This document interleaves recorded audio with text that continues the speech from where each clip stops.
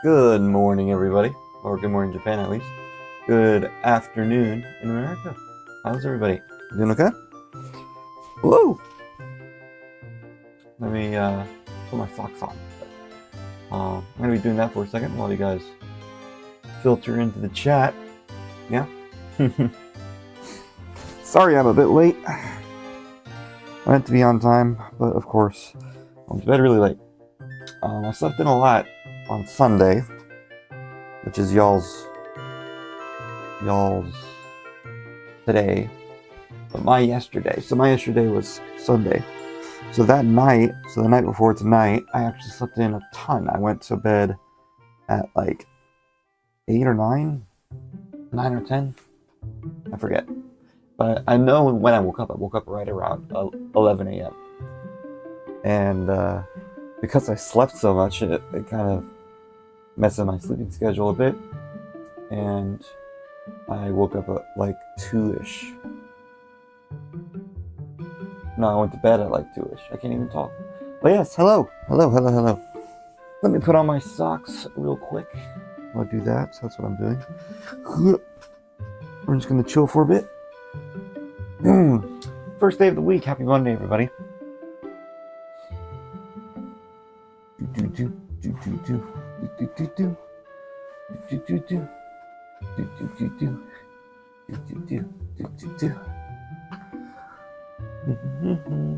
All right, let me grab some tea. I don't think I think I ran out of milk tea, but I'm still thirsty. It's also rainy. It's rainy today, so it's a bit hard to stay awake. I'm sorry, it was a bit hard to wake up. Not stay awake. It was a bit hard to wake up, and so yeah, kind of in a groggy mood this morning. Wish I got up earlier, but also left my jacket here because it was cold. This poor little bear. He's all flat because I put my feet on him. Poof him up a bit. Poof, poof, poof. Poof, poof, poof, poof, poof.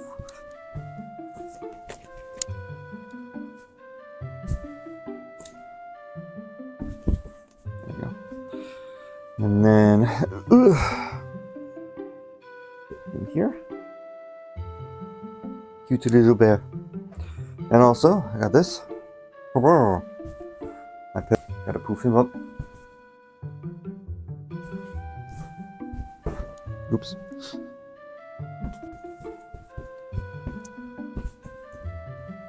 But yes, how is everyone? Took a day off yesterday. Because, of course, it was my Sunday. My day of rest.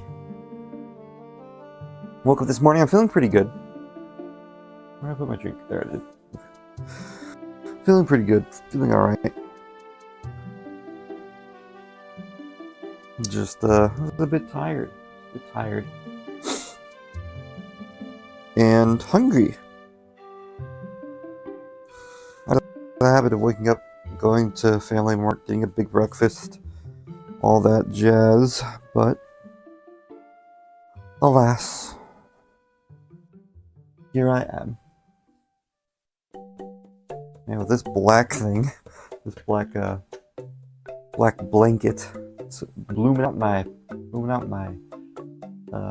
thing, blooming out my camera, making everything bloomy. Okay, now that I've organized my bed, let's talk about what we're doing today. Let me open my drink first.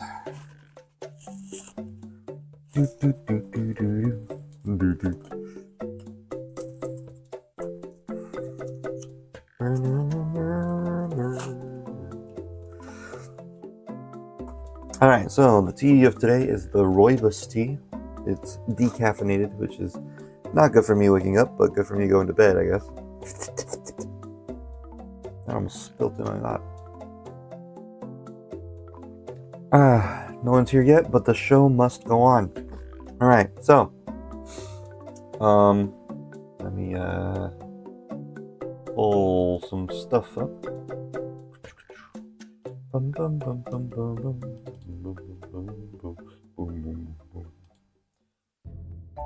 Okay, so hi everybody. My name is Josh. I am an artist. Currently, I'm making a comic, a manga, if you will. And that's what we're going to be working on today. We're going to be working on character designs for my manga. If you would go to this video that we're on right now. Hi. Scroll down here. Click on that.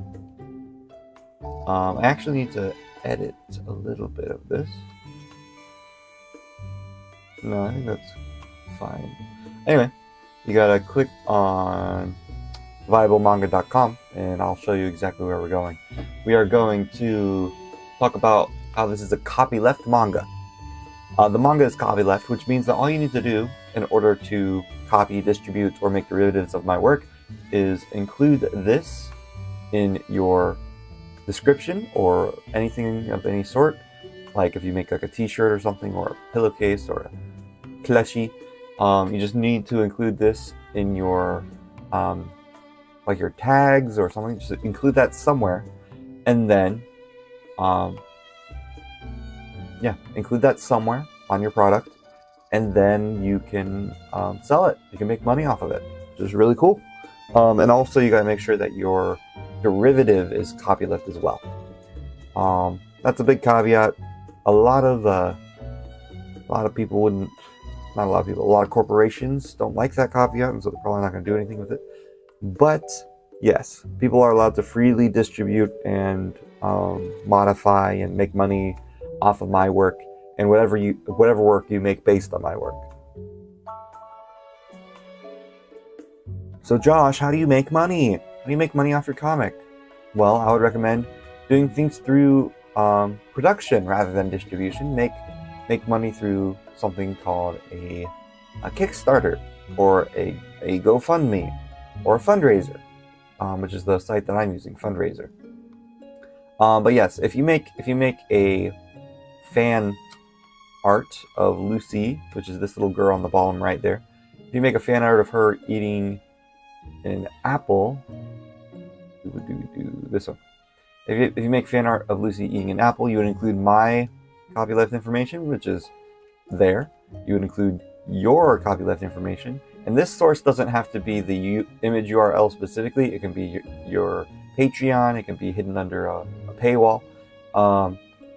And then, as long as it's available, the source site, you can put basically anything you want in the source site. And then just that information as well. That's all you need to include, and you can make money off of it. Yeah, super exciting, super cool stuff. I like money. Who doesn't like money? The reason I'm doing this is because whenever I was in high school, I was doing fan dubs of anime, and I ran into a lot of copyright issues. I had no idea that I was. I had no idea that I was committing copyright infringement. I had no idea what that was. When I learned more about copyright, I thought that it was a monopolistic sort of practice, and it really hurts a lot of capitalist ideals. So, not the biggest fan of copyright. But, that being said, I found a way around it to where I don't want people to... Basically, I don't want people to take my work and not credit me. That's like the biggest issue. And I all, with the day of the internet and fundraising and different things, I thought, why would I need to copyright anything, right? So the only thing I'm really protecting with this is my name. I want people to include this, and the website whenever they make derivatives of my work. And if you don't do that, that's considered copyright infringement. Yummy. But we live in the internet age, where people basically disregard copyright anyway. And yeah, so anyway. Boop. Nope. Boop. Here we go. Here are the characters for Viable, which is my comic. We got Vassa, we got Lucy, and we got Hana, who we are working on right now. As you can see, it's a 401 woo thingy. Hana Hana is who we are making the character design of, so let's read her description. The poster child of the Japan Socialist Party's Inclusion Initiative. And for those who don't know, this is an alternate history where Japan is more socialist rather than capitalist. Hana is a Japanese policewoman who has been assigned to Vassa's force. Vassa is the other main character. She struggles with the thought that she may have been assigned not through her own merit, but instead as a symbol of the regime. So we already have one drawing that I made of her. I think I didn't like the pose. I sent this to my friend Ben, and he said he really liked this. But I just didn't like the pose. There are things I didn't like about it. And so we also have AI generated art. This is the first one. This one. So many different types of reference material, basically, that I made for Hana specifically. But the most recent one was this one, and that's a really good drawing. A really good AI rendition of a person walking, which is exactly what I was going for the second pose. And that being said, there was one that had an outfit that I really liked, or a color scheme that I really liked. Color scheme. This is one. I like this color scheme. Where was it? This one. I like this one's color scheme. The kind of tannish shirt and the bluish skirt. I liked that one. So I'm probably gonna go with that for the colors. And of course the red thing here. Also gonna include, maybe I'll include that, I don't know. But as of right now, we're looking at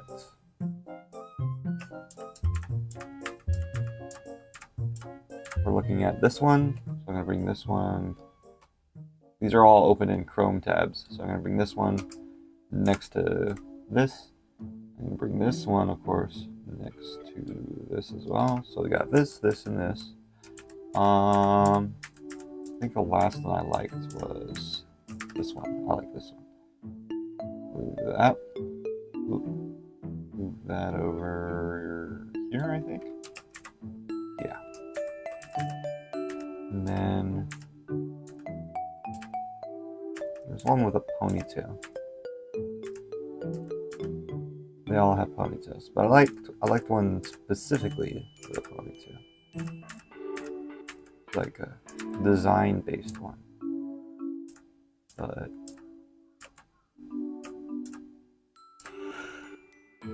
yeah, this one. I liked this one's ponytail. Okay. So we got 1, 2, 3, 4, 5 images basically that I'm using, and a bunch of other reference images that I'm not going to be using. So I might as well close them, I think. But these would be good for other reasons, I guess. I like this one. This one's cool. I'll say this one as well. So 1, 2, 3, 4, 5, 6. Okay. And everything else I'm just going to close out. I don't need that one. I included some like propaganda posters. That was funny. I like that one. Like that's a good one too. There's a lot of good ones, but yeah, these are all AI based images. I used Bing. What's going on with the warning? Got a warning. Is it the stream is lower than the recommended bitrate? Okay. Maybe I should up the bitrate. I don't know. It was kind of wonky with the skipping and different things before. Let me adjust it. Maybe instead of making it 3,000, which is where it's at right now, make it 4,000.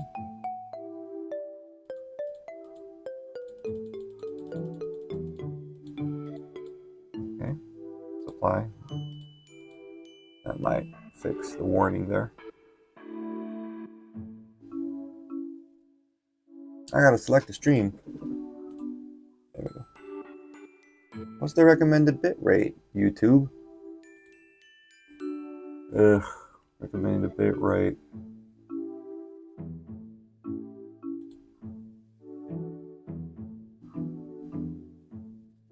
It says we recommend that you use a stream's bitrate of 6,800. Oh my gosh. Anyway, sorry, I was looking at OBS stuff. Yes, make sure you like my video, comment, subscribe, everything else. And yeah, we're just gonna go from there. We're listening to Zelda music, relaxing, pleasant Zelda music. And 1, 2, 3, 4. Wait, I don't want this one.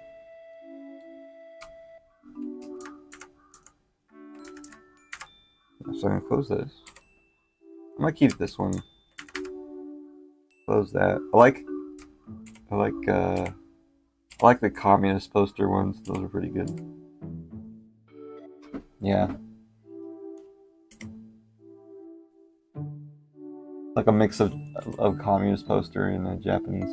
That was a really good style. It's like an 80s action anime. I like it, but yeah. Alright, anyway. I'm gonna go back to the drawing. And we're gonna go to Krita, which I haven't even opened yet. Man, I am very very groggy this morning. That's how I would describe my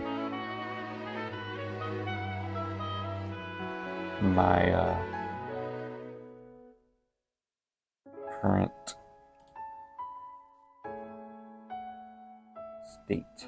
Yes, groggy. Groggy. Alright, now let's go to the drawing. Here we are.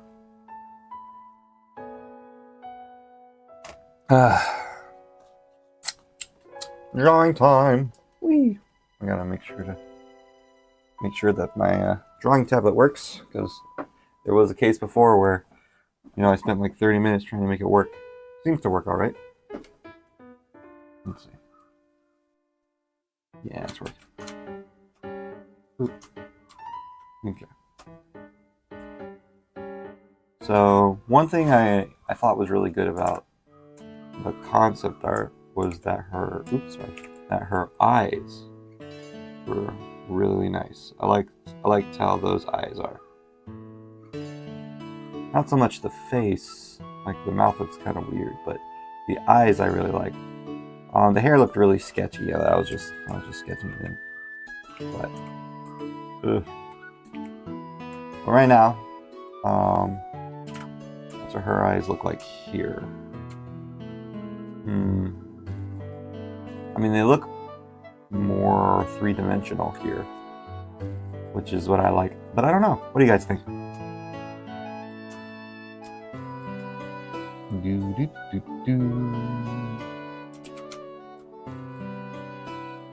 Doing this one.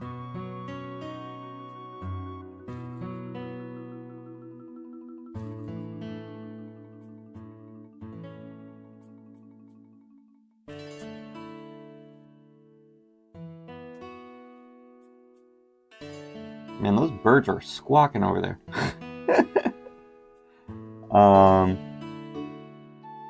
So the style of eyes that I actually do, if you look at Lucy, for example, in the bottom there, I put a triangle right here as like a reflection point.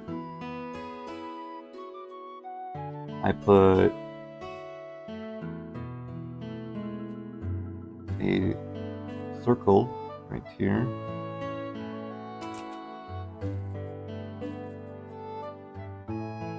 Which we can't really do.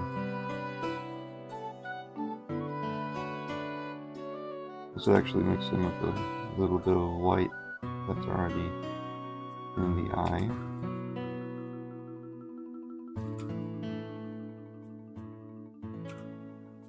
If I do a little circle there, and over here as well.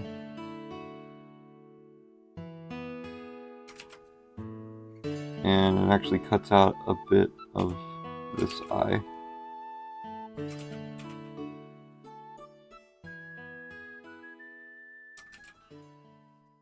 Like a part of the eye. I can draw it. It's hard to draw.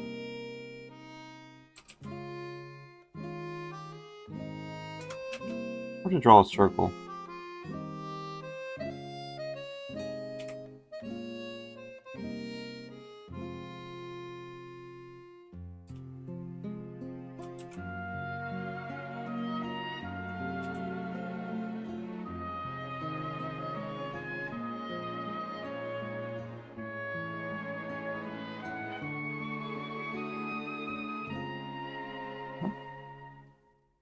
And then, of course, I have one more reflection that I do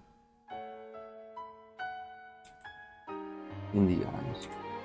So right now I'm inking, meaning I need to be more careful with my lines, but also more confident in my lines, rather than just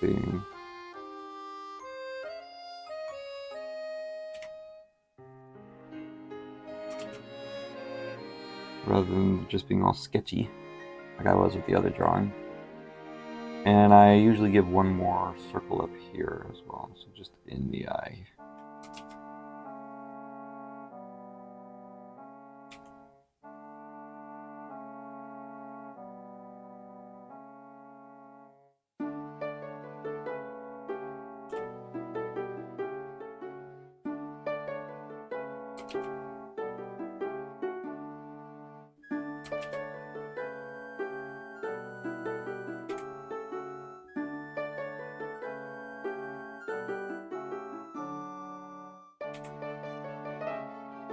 Rainy days are fun. I think they're very pretty in some ways, but they're also really tiring in other ways.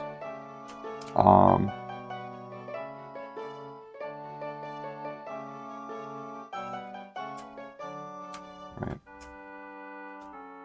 There was something about the other eyes I really liked here. It was probably how thin they looked.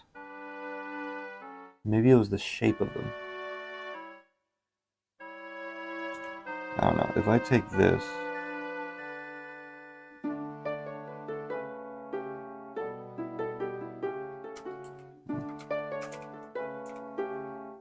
if I take like the bottom part of the eye and move it up a bit, does that look any better? Boop, boop, boop.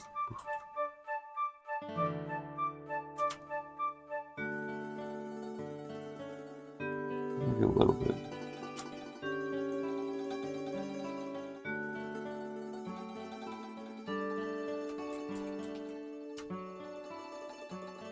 Yeah, as of right now, her eyes look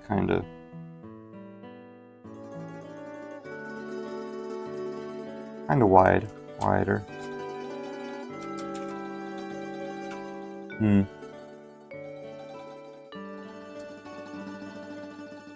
Hoping the chat works. Hey Siri, turn on my lamp. Hey Josh, how was your weekend? Very good. Hey Ray, Hana, how you doing? It's good to see you. Pretty good. You know, I slept a lot yesterday. Which was, so I went to bed at like 10 p.m. and I woke up at like 11 a.m. So I had like 13 hours of sleep. Quite a bit compared to how I had last night. Last night I slept at 2. It was like 2 a.m. and I woke up at like 6. And I was running about 10 minutes late for this stream, but it's all good. Better late than never, I've come to realize. I'd rather not be late, so next time I'm hoping to go to bed at a decent hour. And then going to bed at a decent hour and then waking up earlier so I can have breakfast. Because I always feel a lot more refreshed when I have breakfast.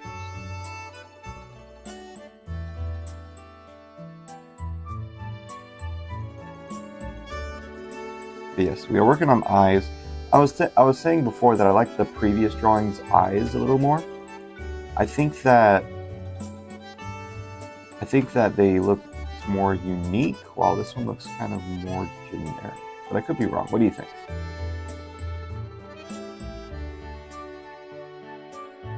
think I lost a bit of personality with these ours.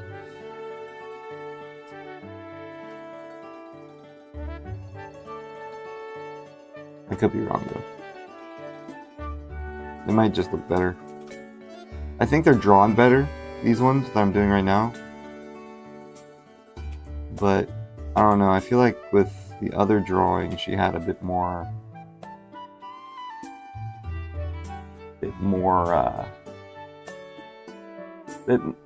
sass, I guess, in her look.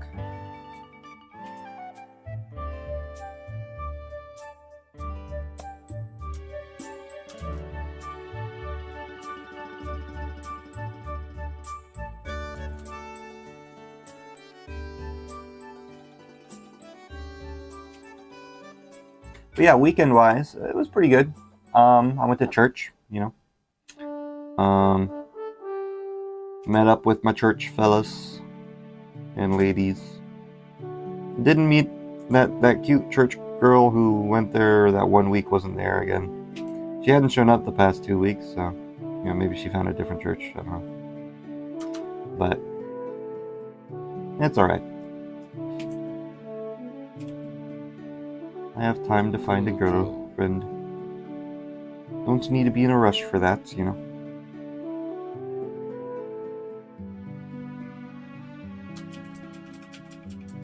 How's the bit rate? It was 30,000 and I was getting warnings from YouTube that was too low. So I upped it up to 4,000. Hopefully that's okay. I think there might be a bit of lag though.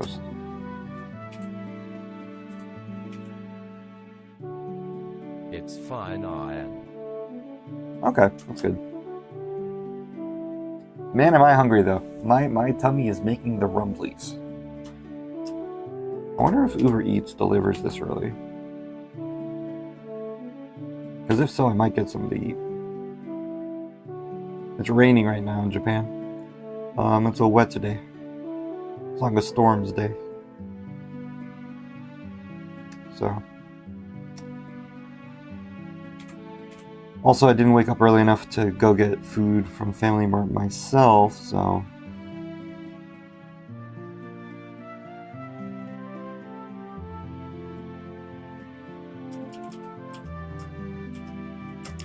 Also, let me know if the music's too loud.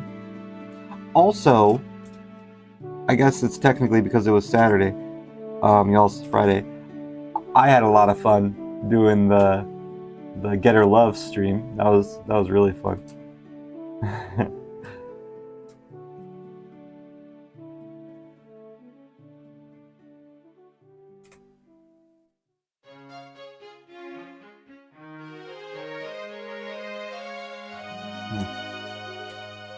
I'll keep it there.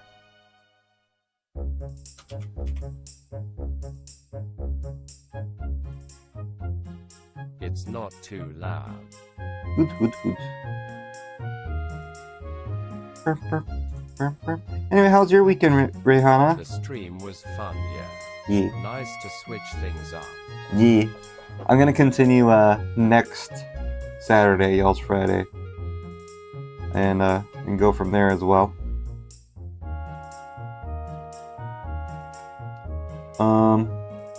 I was talking with my friend about Zelda. So I might get on a kick about that again. But he wants to know my critiques on the newest Zelda game, Tears of the Kingdom. And I played through quite a bit of it. I haven't beaten it yet, so I don't know the ending, but I will say gameplay wise, and I'm trying to get pretty far into like the side quests and stuff before I like beat the game. But I would say like weekend was good. Too short, I suppose. Yeah, I can relate to that. Wish it was longer. My weekend was literally one day because I worked on Friday.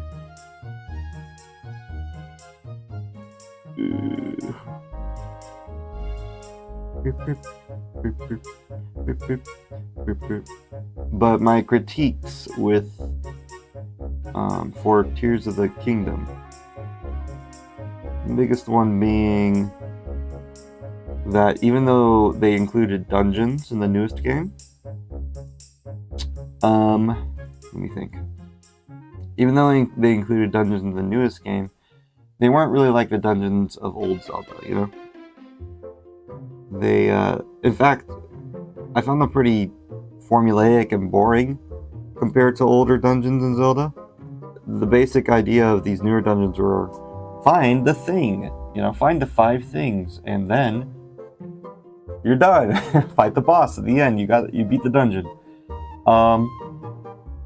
You know, there's like 5 terminals in each of them, and you have to use a power of one of the people you meet along the way in the story. And I'm gonna do this real quick, just because I want to show you what the eyeball looks like whenever I'm doing it. It's gonna be black and white, not black and purple, black and white.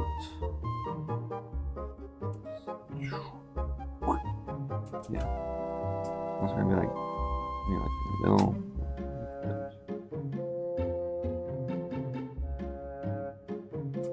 Maybe a little darker up top. Her eyes are sparkly. Sparkle, sparkle. Yeah, everyone's eyes are sparkly in this. And then I'm going to do this. Add a.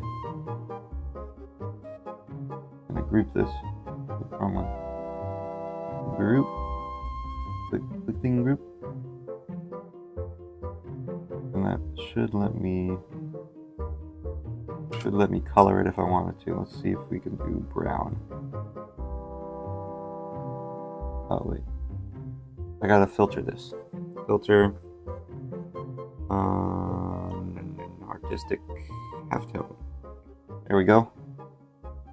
And I want to make this a bit smaller.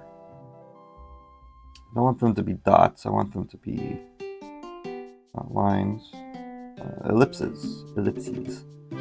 And we're gonna make them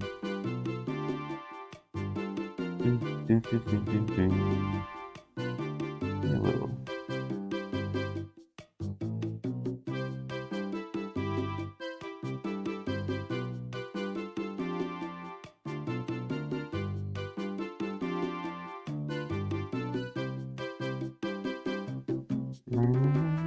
It really depends on yeah, I think that looks good. And then we can rotate them too if we want to. Move them left or right.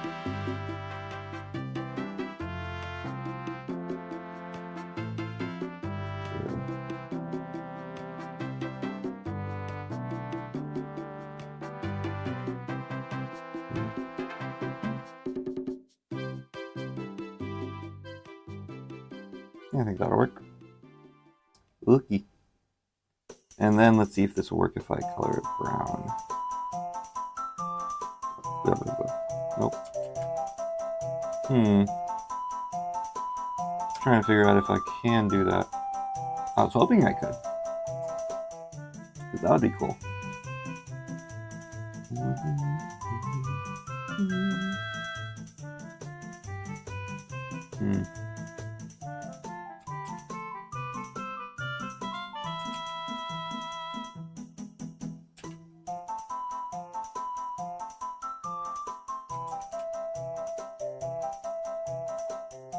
I forgot how to do the coloring thing. I'll have to look that up real quick. So I'm gonna do that. We're gonna go to this. There's a YouTube video that I followed that basically showed you step by step how to color line art. I'm gonna do that.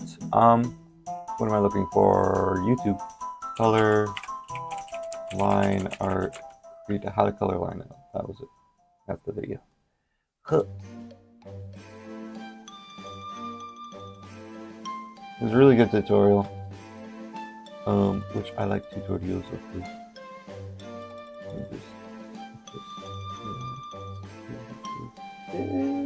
There we go. And we're gonna go to the most important part where he actually shows it. So, okay. So he goes to the layer. He's talking.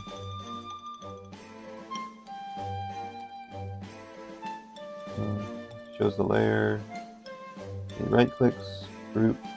Okay, I did that.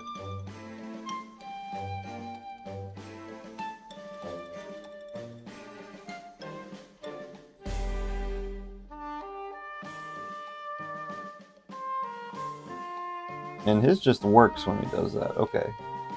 It just didn't work for mine. Weird. Why didn't mine work?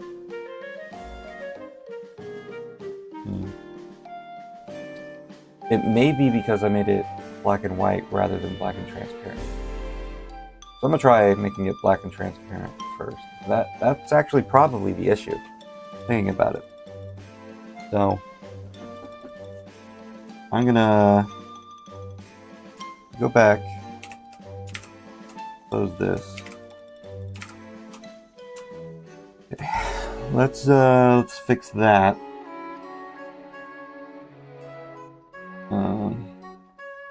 We can remake that. That's okay. So I'm gonna new paint layer. We're gonna do all this again. Blah blah blah blah. Go on the negative space. Let's do positive space.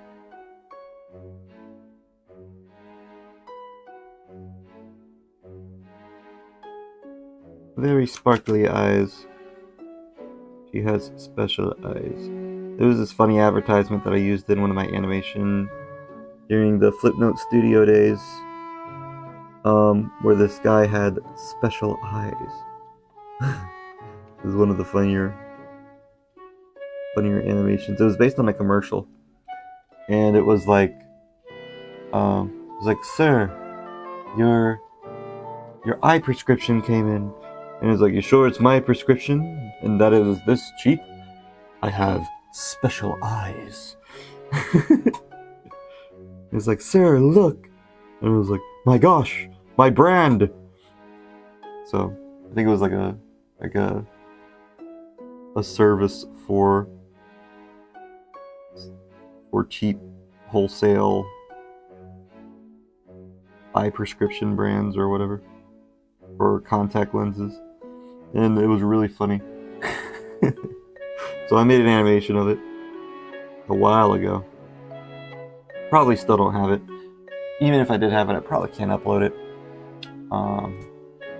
because of how old it is and the format. I could probably figure out a way, I'm sure. Alright, so let's do gradient instead. So instead of it being black and white, we're doing black and transparent. I think that would be the case. It might work better that way. Okay, and then we add, yeah, so if I color this brown, it should, yeah, only color that, yeah. Okay, cool. Now we can do, what am I doing? We're gonna do a filter on this layer. I'm gonna do the halftone filter, which was the same as we did before. We're on the wrong layer. Yeah, there we go. Doing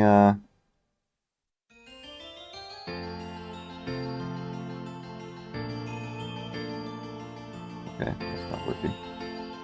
Provide.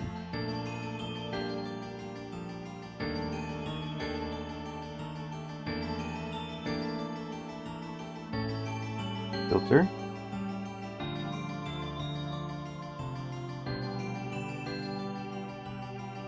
Is it not working because it's part of this? No? Just not working for some reason. It was just working. That's annoying. Can it only work with black and white?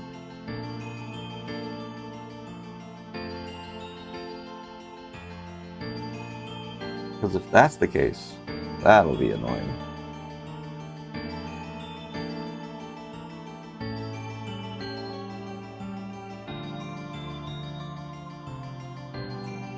there a way to make this transparent? Doesn't look like. Man. Okay. So we're gonna ignore that. We're gonna go back actually to before I deleted the other paint layer. This. And we're gonna hide all the other layers. Okay. We're looking just at this. We're gonna select just the white. Select from color range.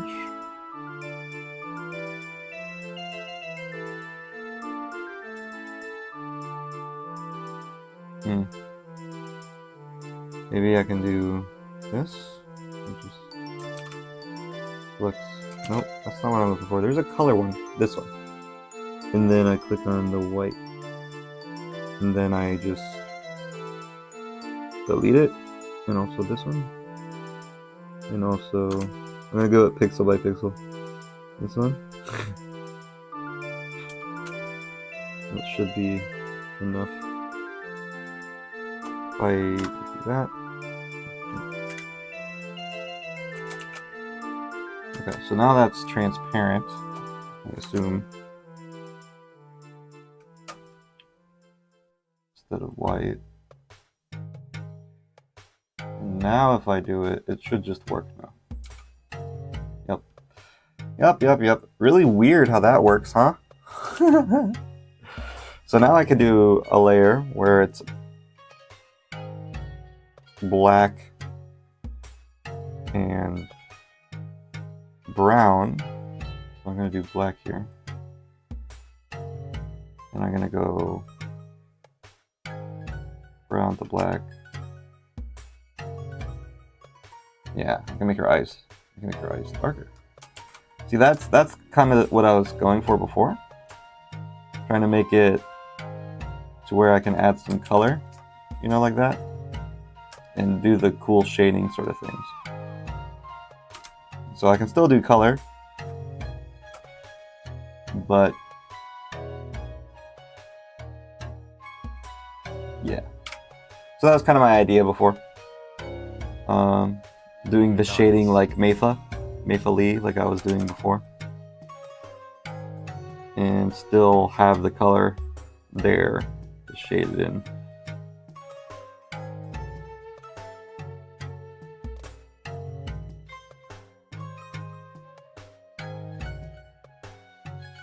Now we're gonna fill in the black part of her eye, the sclera.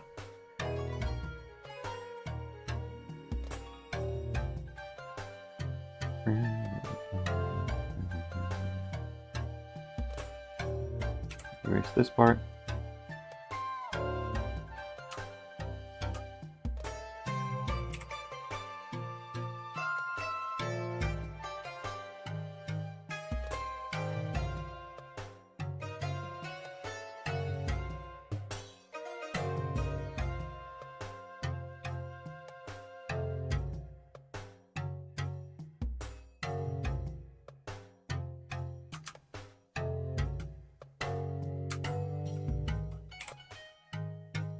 Yeah, I focused a lot on the eye right now. I don't know why.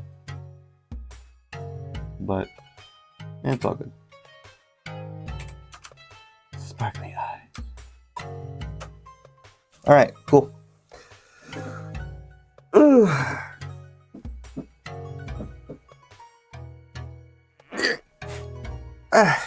But anyway, I'm gonna drink some more of my rooibos tea. Rooibos. It's an African tea using the rooibos flower. No caffeine, apparently. I need to find like sleepy time tea. I haven't been able to find good sleepy time tea, you know? I'm gonna flip this image.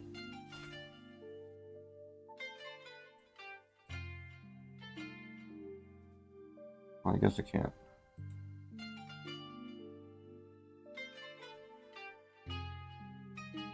Alright. Mirror check. she's strutting.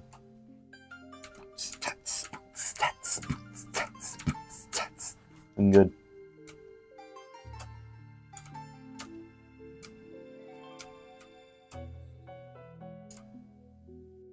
And now I'm going to draw the nose.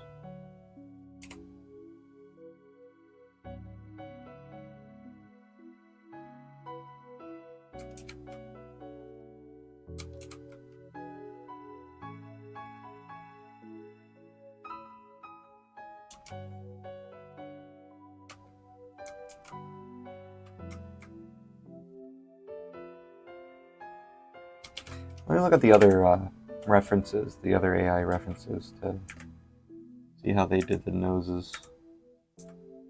They do noses in interesting ways. Like in this one, they just draw 2 dots, which is pretty normal. In this one, well, you probably have to. And this one, I did it normally. Yeah. This one, they didn't even draw the nose. They just drew 2 dots and then shaded it in. So there's no line art on the nose. But they didn't do much line art pretty much anywhere. That one is just 2 dots. That one they added the blush thing that they do. This one they had shading, 2 dots. So sometimes I don't even add the lines. I would say if you want it to look older, like an older anime or manga, adding the lines is what they do. But I would say, yeah, this one's more like kind of what I'm going for.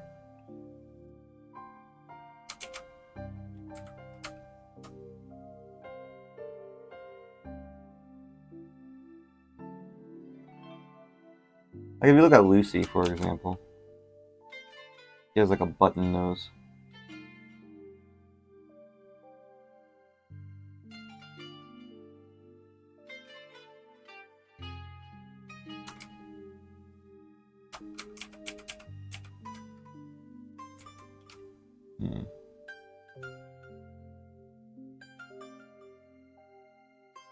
How did I draw her nose before?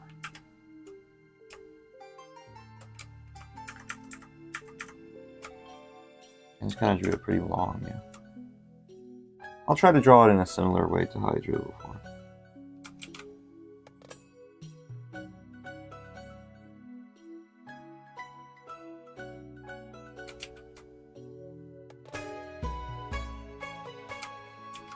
She has kind of a point to her nose in the other drawing.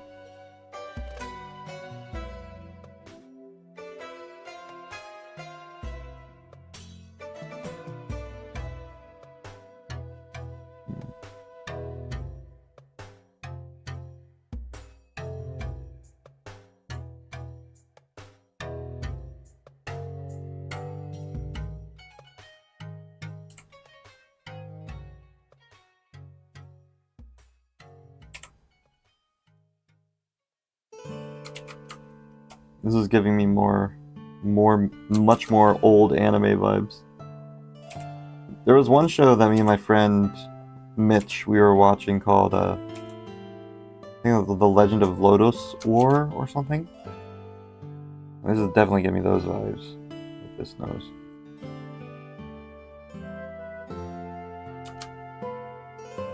Very pointy. Bit too pointy. Bit too much. Round it out a bit.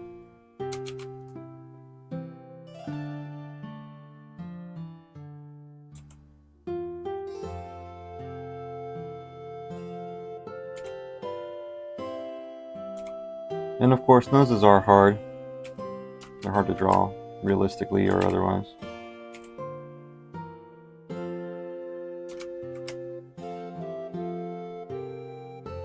If I were to draw them as realistically as possible, I would include something like this, right?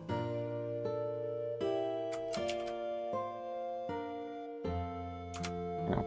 Because if you look at a nose, it's got this part, right? But people usually don't draw that It's a stylization thing. Yeah.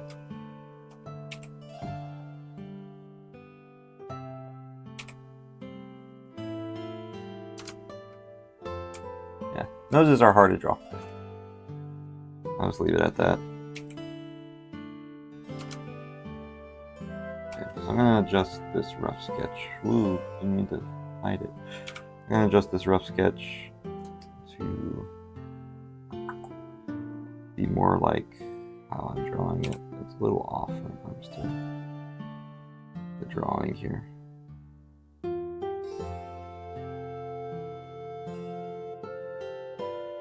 Gonna draw it 20-ish size. And more like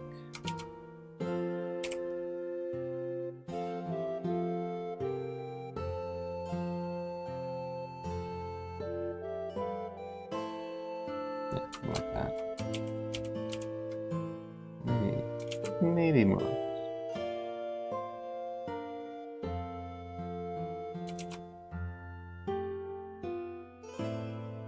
Yeah, should.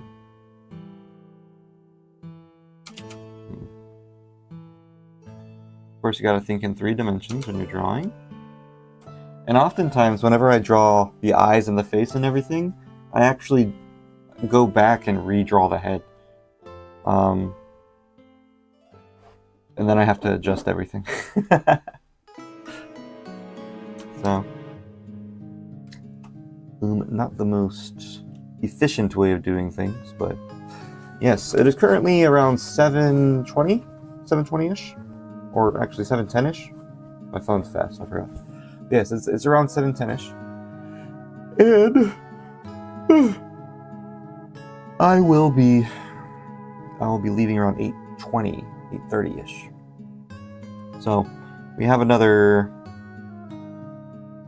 I don't know, how would you say, 20, I can't count. We have about an hour,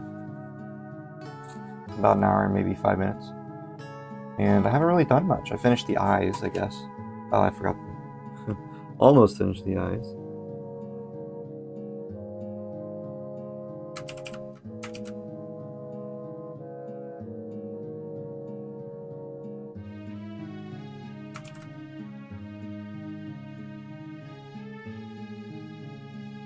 Digital pro tip, for me at least, it is a lot easier to go from a light touch to a thicker touch than it is to go from a thick touch to a light touch. So it's easier to go from thin to thick than it is to go from thick to thin in drawing, I think, in my opinion.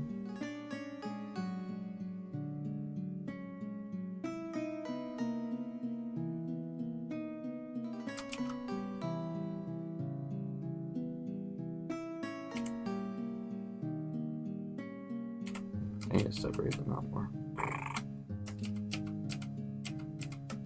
Okay. Just restart on the lashes.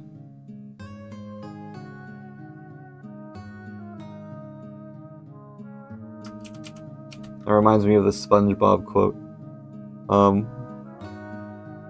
Patrick and SpongeBob were cursing, and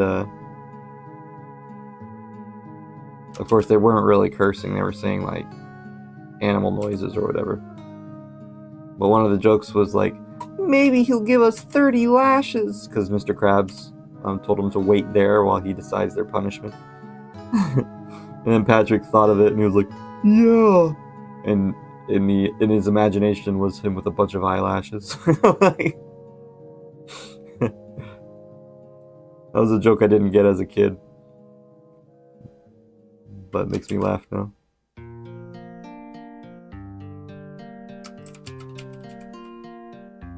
Really, all he did was make him clean things, I think,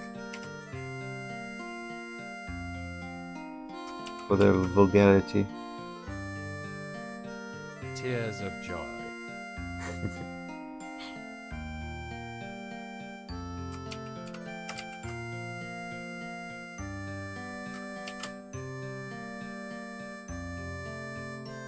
I'm kinda just lurking today. No, you're fine. No worries. No worries.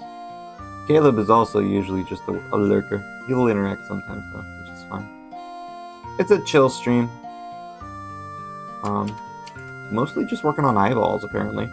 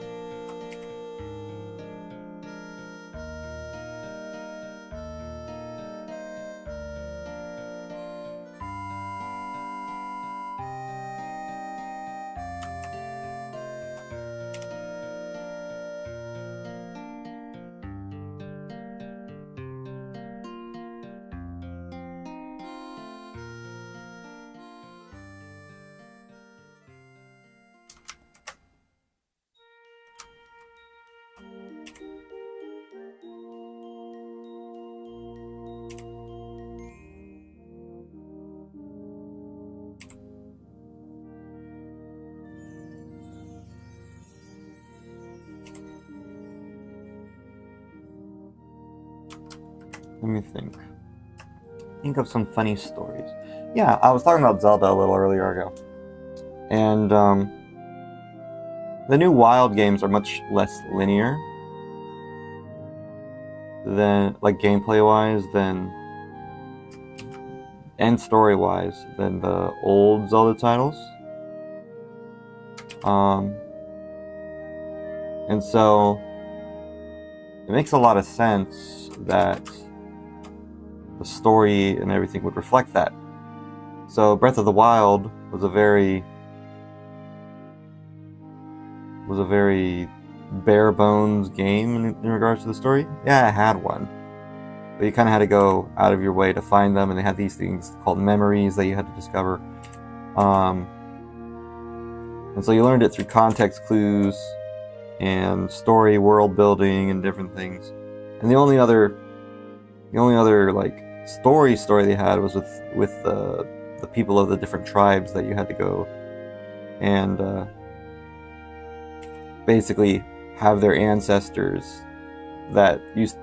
It was weird. The weird part of it is that Link is technically 100 years old in that game. He wakes up from a war that was really old. This is all explained at the beginning of the game, so it's not really spoilers, but you wake up without any of your memories, and so you learn about the game through the world's history, which you learn from other characters and interacting with a bunch of people.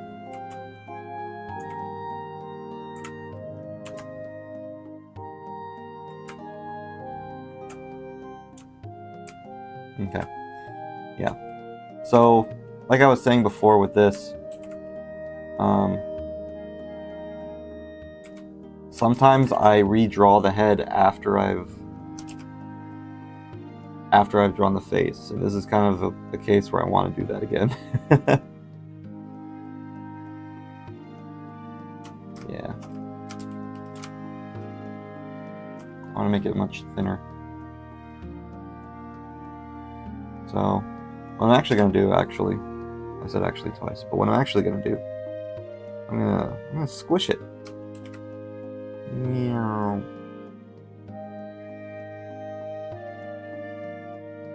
Squish it down a bit, and lower it.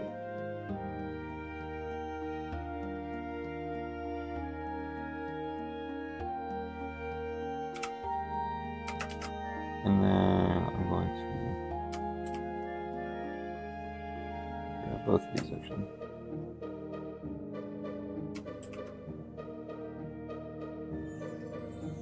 Oh, maybe just this.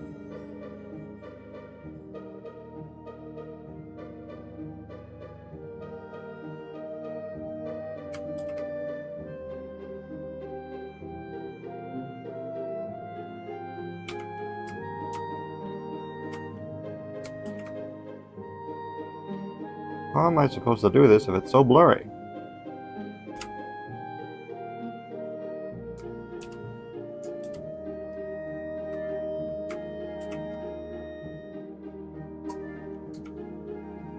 Yes, that's right. Good enough.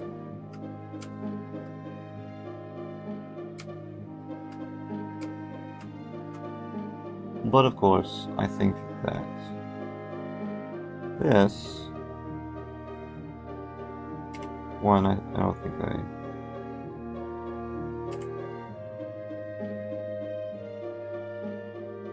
Yeah, then I just edit it now. And make this bigger. Make the cranium a bit bigger.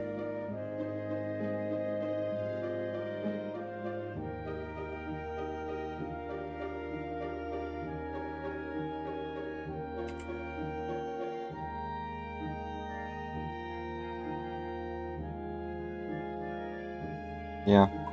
So drawing is weird. One moment you're making one thing smaller and squishing it, and the other moment you're making it bigger. That's what sketches are for, you know? Anyway, back to Breath of the Wild and Tears of the Kingdom. Story-wise, it's much more environmental, which is nice. I really like that about the games. You learn about its history and everything through the interactions you have with the characters and the side quests, which is a really cool concept. The issue is that once you know the story, it's kind of like, well, nothing much else to discover here, and a lot of the side quests becomes pretty repetitive, you know? They don't really explore much outside of the main quest story, even in the side quests. Yeah, I mean, there's some things are there, but it's just like, you know, oh, the divine beasts and everything. I'm like, okay, yeah, I get it. But, what about you, though? What about you, random NPC? What is your life like, right? Everything doesn't have to revolve around this thing, yeah?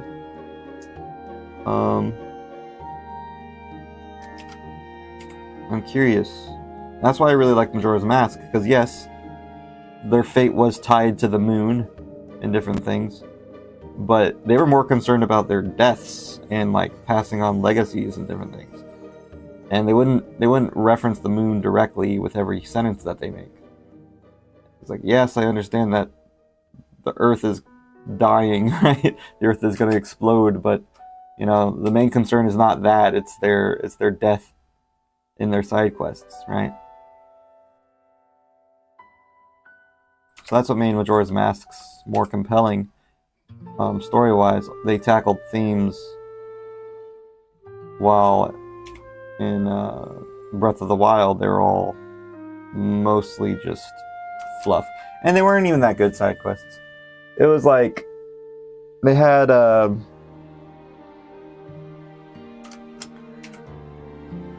lot of fetch quests and different things. And even the ones that weren't really related to the main quest were like, hey, find my wife, right? I lost my wife. I hope she's doing okay. You find her lurking in the river fishing because she's an adventurous soul. I don't know. They just felt pretty flat. You didn't really get anything from them either. So there was no huge incentive to do them. Mask sounds so fun and interesting. Yeah. In Breath of the Wild, there's not really much incentive to do a lot of things, because what you would get in like what you would get for completing the side quests was basically just an item that you would use once. So like that's basically a disposable item, or it was either that or you would get a weapon, which in this game they started weapon durability, which is a huge critique for a lot of people. So even if you got like a weapon from it, it wasn't a special weapon. It was like, oh, it's a knight's sword. Cool. There's tons of these you can get out in the open. If it was probably the best ones were probably like a diamond, which are rare, but you would still only use it once to upgrade your outfits, right? The best ones are basically the outfit quests, where they have these cool outfits that you can get. Those are probably the best side quests in Breath of the Wild and Tears of the Kingdom, actually. Just because they both, you know, they both they're permanent, right? There's actual like reward there, rather than a usable item. I guess is what they call them. It's either a once used item or you know, like sometimes even side quests in Breath of the Wild and Tears of the Kingdom, they just give you food. They give you food for doing your thing, and I'm like, oh cool, I guess. Thanks. Maybe I can get a recipe from that, which is semi-permanent, but you still need the disposable ingredients to make the recipe, and if you don't have that, there's really no point in having it. But alright, cool, I guess. That's alright. And so the side quests compared to Majora's Mask, specifically Majora's Masks, were kind of lackluster. You know, they weren't top tier. I feel like this head is too small now.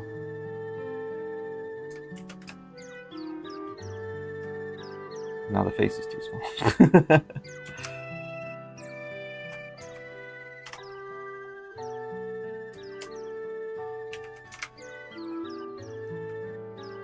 And so,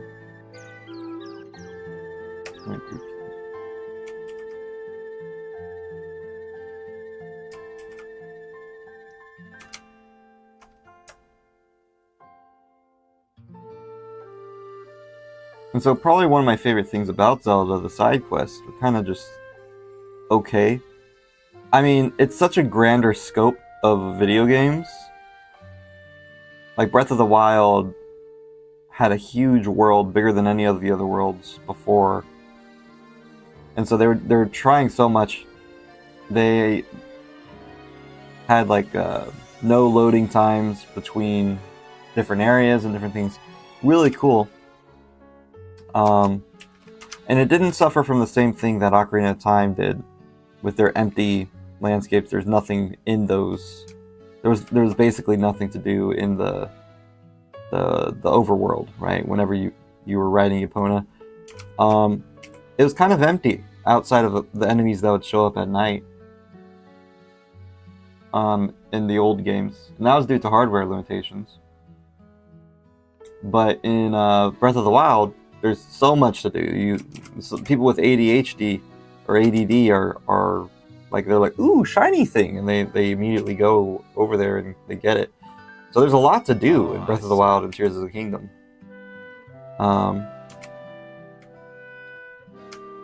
Which is cool. You know, that's a positive. It's just the rewards suck. You know, it's like you don't get anything from doing it. Yeah, you get cool caves that you explored, and you're like, oh, that's neat. That's a neat little place. But unless the item that you get is like a costume or an outfit, right? That helps boost your stats or whatever. It's not really worth going out of your way to do it. And so the rewards feel pretty lackluster. Compared to, you know, pretty much every other game. Majora's Mask specifically, that's like the best side quest game, I think, ever.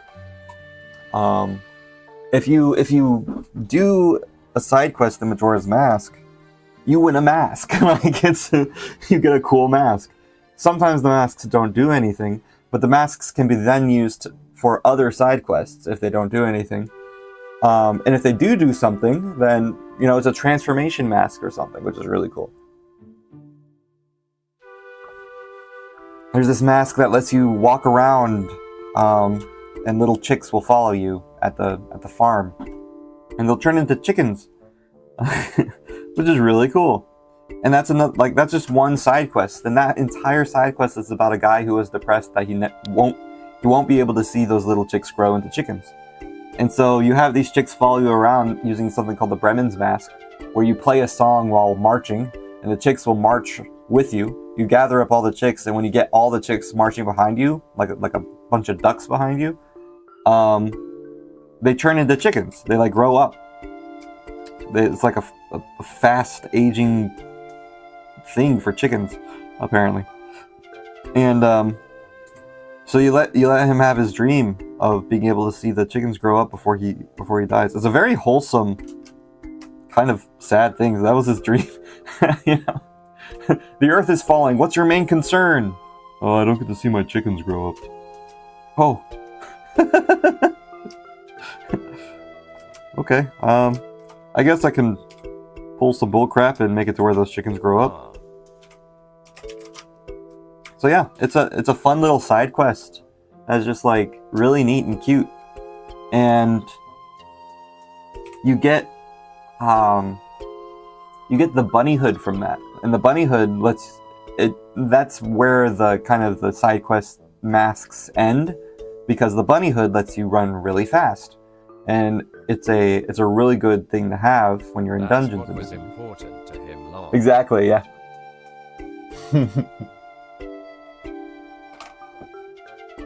He just wanted to see his chickens. It's a really randomly adorable but also morbid sort of game. It's kind of weird in a lot of ways. There's a lot of weirdness in it. But it's definitely my favorite Zelda game of the franchise. Just with how unique it is and how interesting it is compared to the other ones.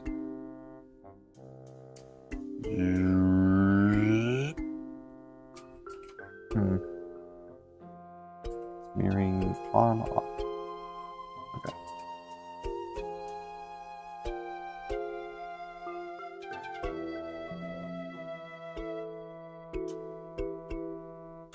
Alright, so far I added a mouth, a nose, and eyes. Didn't really do much so far today. Let's see, I still have about an hour left. Yeah, okay. I'm gonna draw the hat. I should probably draw the clothes. I feel like I made her breasts a lot bigger in this version.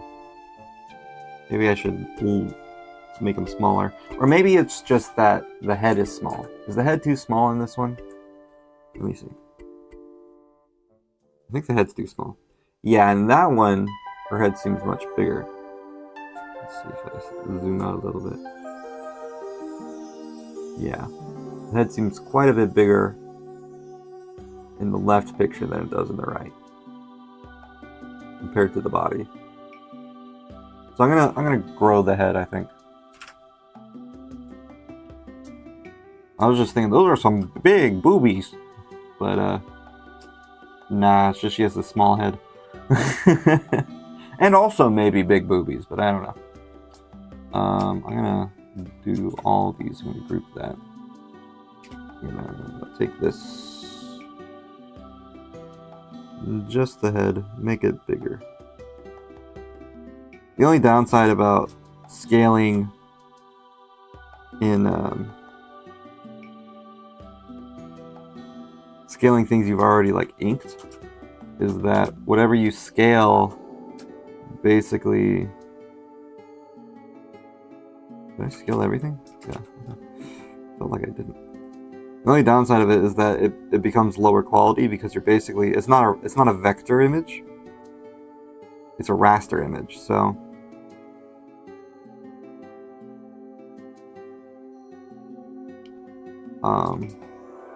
it uses anti-aliasing to make it slightly. It still looks small. Still small.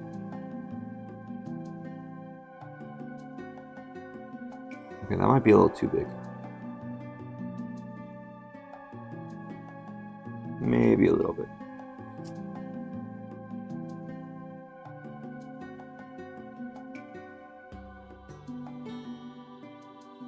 Yeah, so unlike vector images, which use mathematics to determine how the lines are drawn, which are nice. Raster images are just pixels, and so if you make pixels bigger, if you squish them or squash them, they become distorted, right?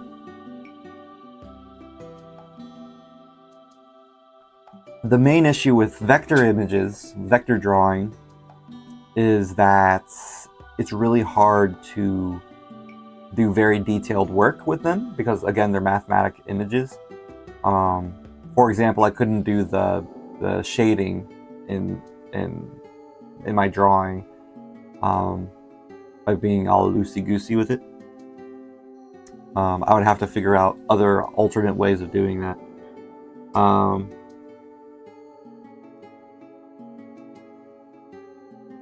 The benefits of vector drawing, and a lot of people associate vector drawings with like flash animation and different things like that. So it's a very interesting thing.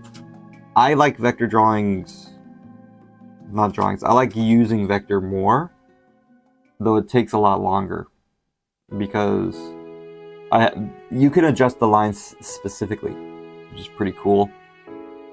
It's just yeah, it could be you can adjust the lines specifically. You can adjust groups of lines specifically. And my animation software that I use, Kakani, uses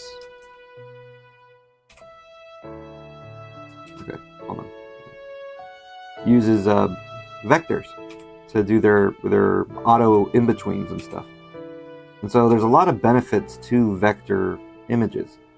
The downside is if it's it's a good thing if you have a very simple image, but the more you do with it, the more hyper detailed you get,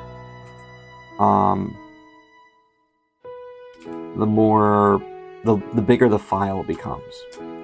And so it's very good for like cell shading and clean lines. It's not so good for like, this dotted halftone shading I got going on, or trying to make very sketchy stuff. It's not so good for that. But it does scale a lot better. You can make it into 4K with no problems because it's just math, right? You just multiply it by however many percentage and the lines come out perfect. So it has perfect scaling, which is a huge benefit for it. I was actually thinking about using Kakani for my manga for a while, just because the scaling of everything would be a lot better. But then I decided against it just because the halftone shading was kind of limited, and it would make my file sizes huge. So I eventually thought Krita would be the best choice in regards to making my manga, or at the very least sketching it out. I don't know. I can try Kakani for my manga and see how it works.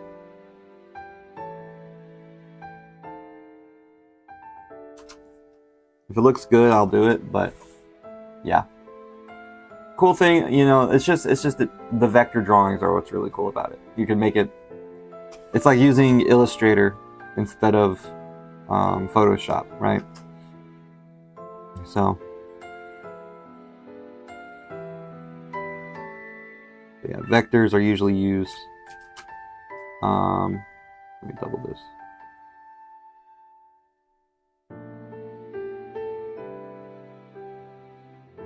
Vectors are usually used for logos and for website design and different things like that, just because they're very easy to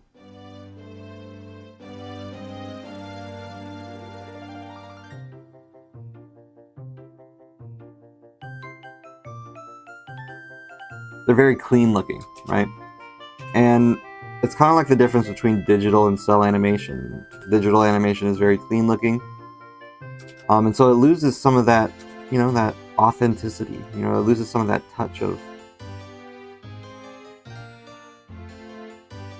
you know, those little mistakes, those micro mistakes that you see in animation with non-digital. It's too perfect, some would say.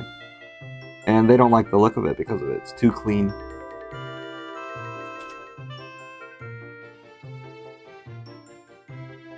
And that makes it a controversial choice.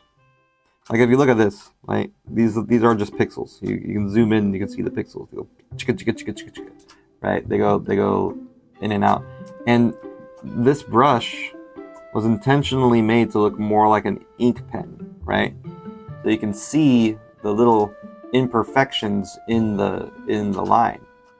Kakani isn't an advanced enough software to use brushes, and so their lines are basically all just this, right? They all look like that. In this, it's perfect, but if you zoomed in Kakani, it would be a perfectly non-pixelated line. And yes, you can taper it, meaning you can go from thin to thick, right? That's available in Kakani, but you don't get these cool ink lines.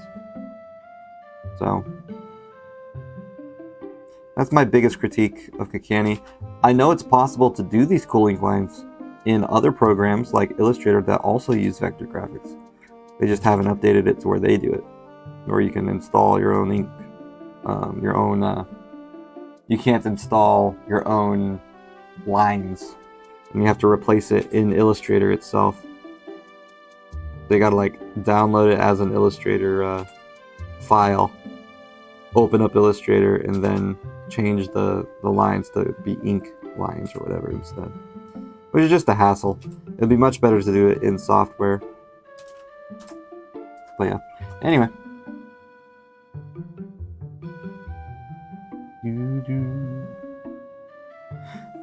I might play Majora's Mask on stream whenever I'm done with what's it called? Whenever I'm finished with Get or Love, a playthrough of that. I don't know, I haven't decided. I'm having a lot of fun with Get or Love, so if I did that, it wouldn't be anytime soon.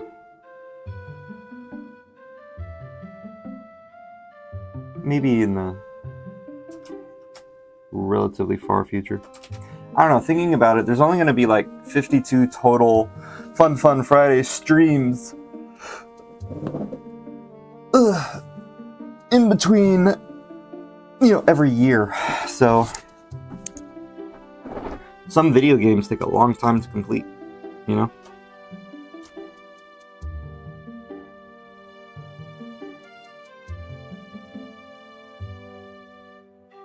But I do love Majora's Mask. It's my favorite game. I've replayed it so many times.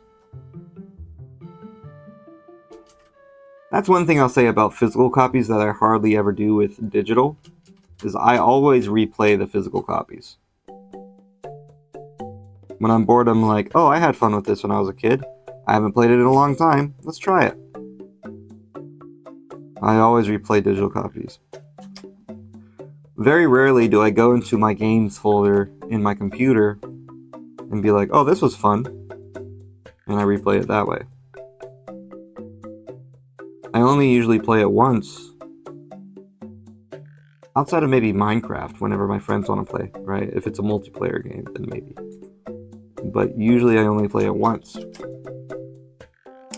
But I've played Mario Party, right? I've played Mario Party so many times with my friends in Japan. Like, it is a staple game that I just come back to every time. I want enough to have her hair as well.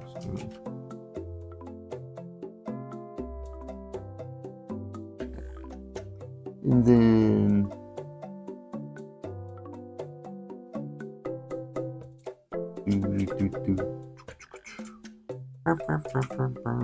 let's zoom in on our hat so I can see. Zoom, zoom, zoom.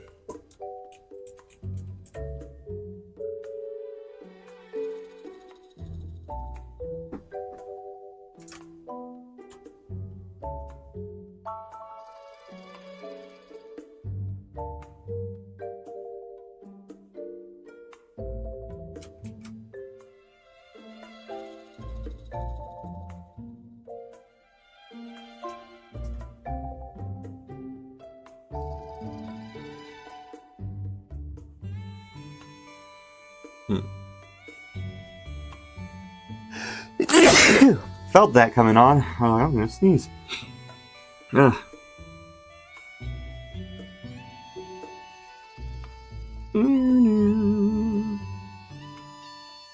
I will say my favorite part about Breath of the Wild and Tears of the Kingdom still is the villages.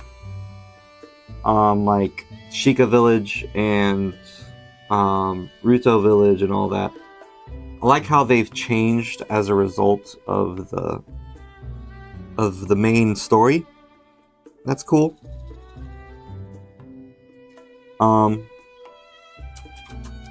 I just wish the side quests were more focused on the individuals' lives being affected by it, rather than them just saying, "Dude, this thing happened, holy cow, this is crazy."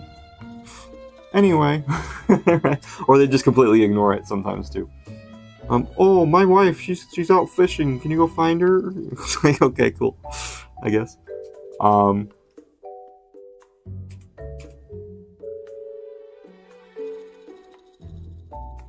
mean, I guess she's got her priorities straight. It's in the end of the world. Anyway, here's your reward. You get 5 sea bass. Thanks. That was a waste of time.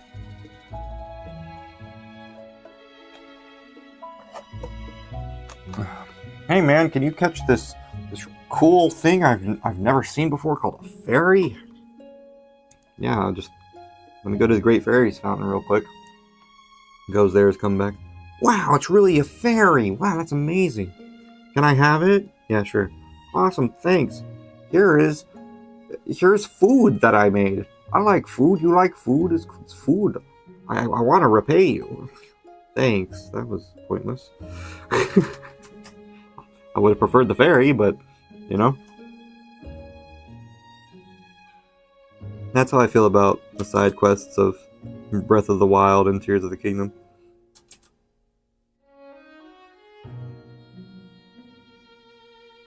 Also, it feels like your actions don't really do anything, right?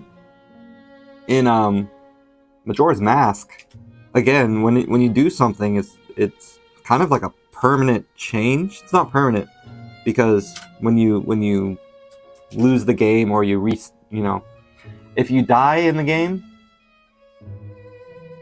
or you take too much time in the game and you have to reset the clock, right? Which will happen. How does this thing work? It goes down and up like.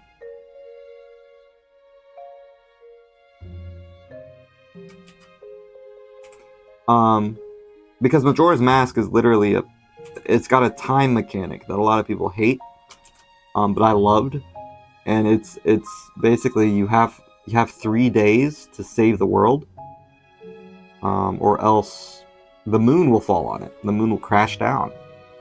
And a lot of people hate that because they have anxiety, right? It gives people anxiety, and they're like, "Yeah, fair point. I get why you hate it." But for me, that was just like one of the coolest things ever. It's like Groundhog's Day for Zelda, right? It's really cool.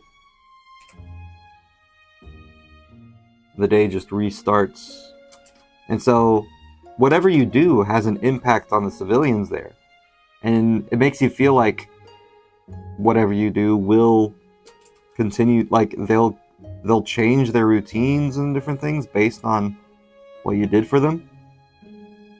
Of course, it'll all reset, but it makes sense lore-wise because they literally time resets, right? You reset the time. Unlike with Tears of the Kingdom and Breath of the Wild, when they finish their quest, they're like, okay, cool. And they go back to life. Which is fine. I mean, it's just, I don't know, it feels like I didn't have an impact. It's like, oh, neat. One of the worst things about that is the Blood Moon. There's some quests where literally you go and defeat monsters for like a villager or whatever. Or in the new game, They have these fights where you fight with the villagers to defeat the monsters. And one, the monsters are way overpowered for these guys' level. If you have... These guys are not going to survive these white goblin, moblin things. Way overpowered. So there's that suspension of disbelief. I feel like they aren't really helping in the battle, and it's just, other than being things for the other monsters to focus on while you kill them. It doesn't feel like a group effort. So that's probably my first problem with it. Second problem with it is there's such a thing called a blood moon. And when there's a blood moon, the monsters respawn. So literally the whole thing being a conquest to get rid of all the monsters feels kind of pointless because they're just going to respawn again. It's like, what was the point of this? You know? And so every time I see those guys, you know, going out to the monster base to go and fight them, it's one of my least priorities to do that. But then I think, I'm a completionist. I want to beat the whole game, do all the side quests and everything. So I go with them and I beat the game, and I do the quest, even though it's pointless in the end because of the blood moon, which respawns all the monsters. So it just feels like I did nothing. I fought them for no reason, which is a problem with the blood moon. The blood moon was a good idea because basically the thought was, one, having the hardware space to remember all of the things you fought and all the things you left behind in this large, expansive world would take a lot of memory space, which they did not have on the Nintendo Switch or on the Wii U, because not a lot of people know this, but, well, I guess a lot of people do, but Breath of the Wild was originally released on the Wii U. The Switch is a port. Switch version is a port. But anyway, Tears of the Kingdom has the same issues regarding that. So they do something called a blood moon, where Ganon or Calamity Ganon or whoever basically just resets everything. So that way it makes more sense that the things that you've killed respawn. So that was their answer to why is this person back, with it making sense in lore. Which was fine, because it's based on hardware constraints, but I just wish there were more, you know, if you're gonna do that, don't make the quests about destroying these monsters that are here, because they're gonna respawn anyway. The only time when it felt like I actually did anything with the monsters was in Hebra Village, because there was a quest where the quote-unquote pirates, which were just monsters, took over the village, and we had to go defeat them. And whenever you defeated them, the village was back to normal, to how it was before the monsters arrived and took over. And that stayed that way even with the blood moon, right? So with that quest finished,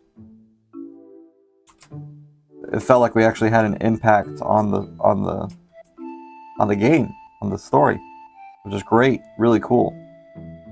It was a one and done thing, and that was kind of the sense that I had playing Wind Waker, you know?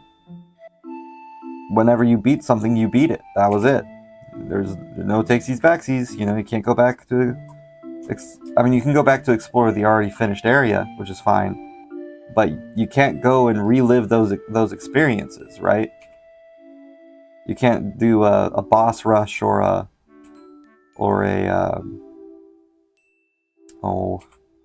blood moon and go fight them again.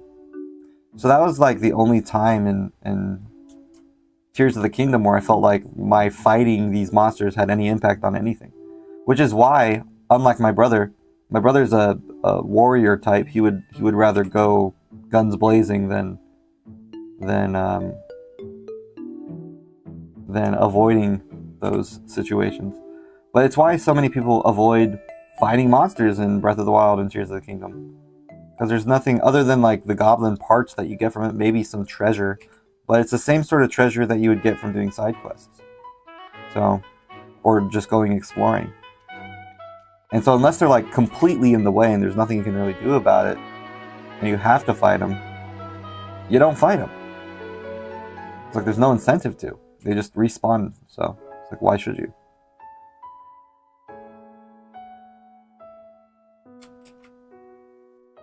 So that's another big problem I have with those games.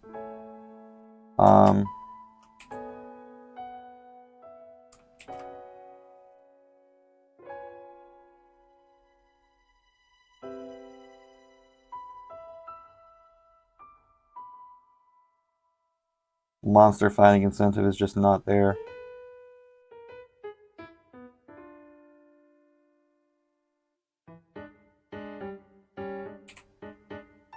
Feels like you don't really make an impact in the world outside of the main quest. And the Hebra quest, which is really good. Not Hebra. Is it called Hebra? Hateno? Hateno Village? I don't know. It was Hateno Village, I think. Yeah. Hebra is the mountains, the mountain range. Hateno Village is the place with the fishermen.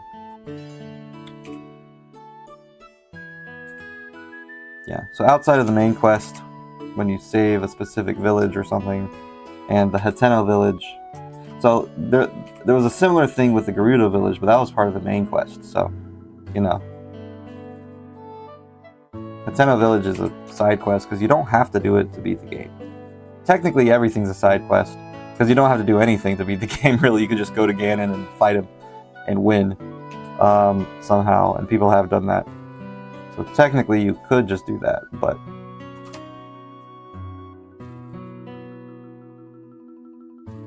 This hat is looking wild. Some wonkiness going on here.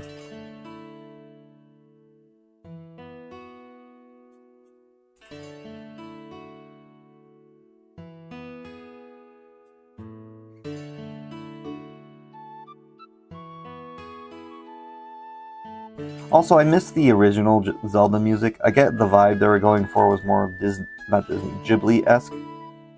And I really do enjoy the music. It's much more atmospheric. But there's just something epic about the original Legend of Zelda music. And they're such earworms, too. Like what we're listening to right now is just Breath of the Wild, I think. But, it's nice. It's really chill. But Ocarina of Time still has one of the best soundtracks. Majora's Mask also has some of the best soundtracks. Wind Waker, insanely good soundtrack. Twilight Princess is really good. Even Skyward Sword, I really enjoyed that one. I really enjoyed the soundtrack to that game.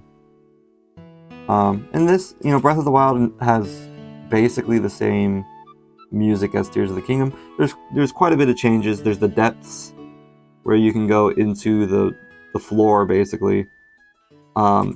There's three worlds instead of just one. They made a sky world and they made the depths. So it's inside the earth and above the earth. Those are the two new things you can explore outside of the main earth, the main Hyrule, right?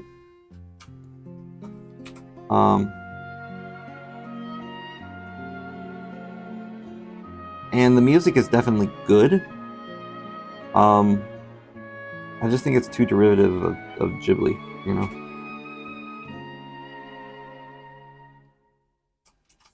I get that's the vibe they were going for, but...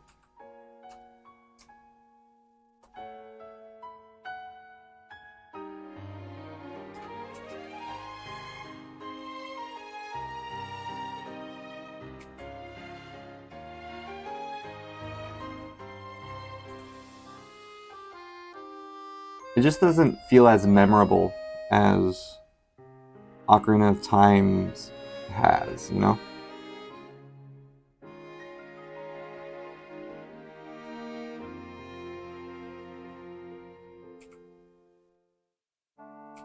Or Majora's Masks. Here's one from Majora's Mask. I immediately recognized it the moment it played. Like,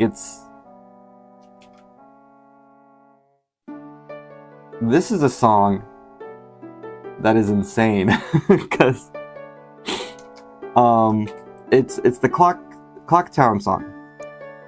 And as the days go by, like, it starts off really relaxed, really fun, really chill. It's really fun. But as the days go by, it gets more and more hectic and crazy, and it adds to the anxiety of the game. And it's just such a good thing, such a good rendition of a song, you know? It's like they do different renditions of the same tune. Very, very good. And the fact that they just use a Nintendo 64 sound chip for this is just wild.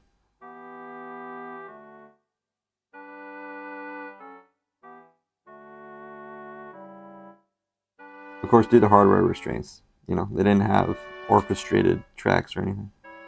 I will say I like Tears of the Kingdom's soundtrack a bit better than Breath of the Wild's. They added really cool things when going down into the depths. For example, you can hear these, wow, you know, these like, I think they're either baritones or tubas, right? Whenever you go down into the depths.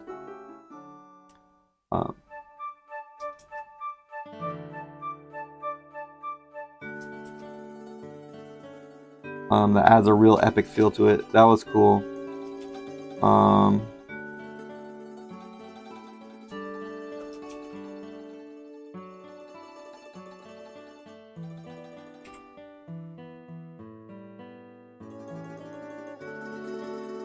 But yeah, nothing too memorable. In Tears of the Kingdom or Breath of the Wild, really.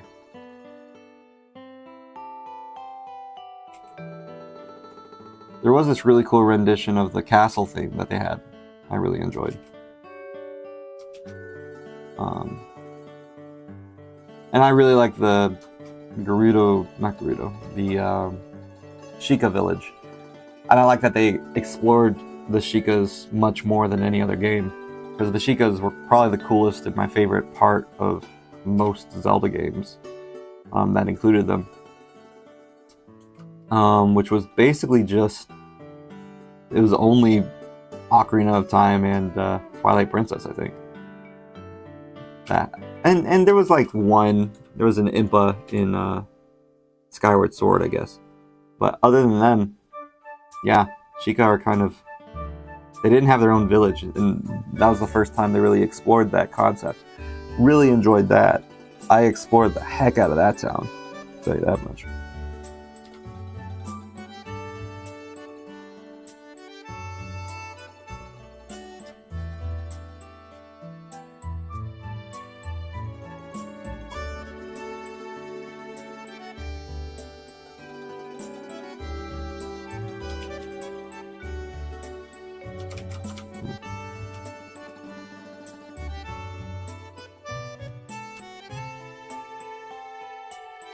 Yeah. But what they were trying to go for with Breath of the Wild and Tears of the Kingdom is that it was supposed to be a more open world game rather than the linear formula that it had become with Skyward Sword.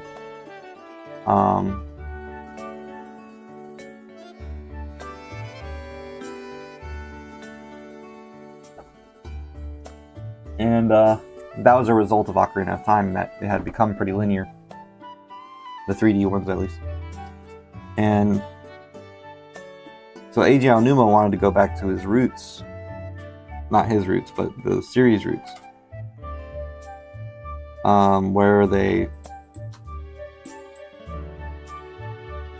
had the games focus more on exploration, right?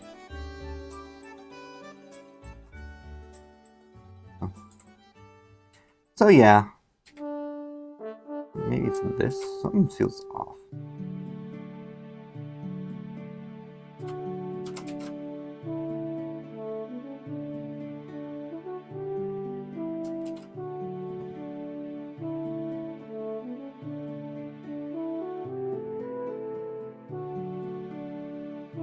And that was just the original Legend of Zelda. Actually, I will say that it was a Link to the Past that really changed up the formula to make it less about exploration and more about the story and the epic proportions of everything. But Ocarina of Time really honed that in. And there's a very good Ego Raptor video describing his dislike of Ocarina of Time. I mean, he doesn't hate it, he thinks it's a good game, but it's like, there's critiques there, right? It's not the best game of all time, is what he thinks. I'll say it's still probably the best game of all time, but, you know, I'm biased. But Ego Raptor, who's known for Game Grumps, and before that he was an animator on Newgrounds, and that's how I knew him.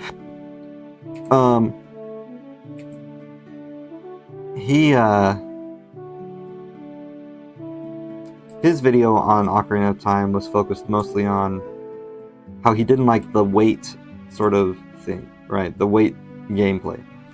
Basically, to beat to solve the puzzles, you do something and you wait, and then that appears, and then that happens, and then yada yada yada. So there's a lot of waiting that goes on.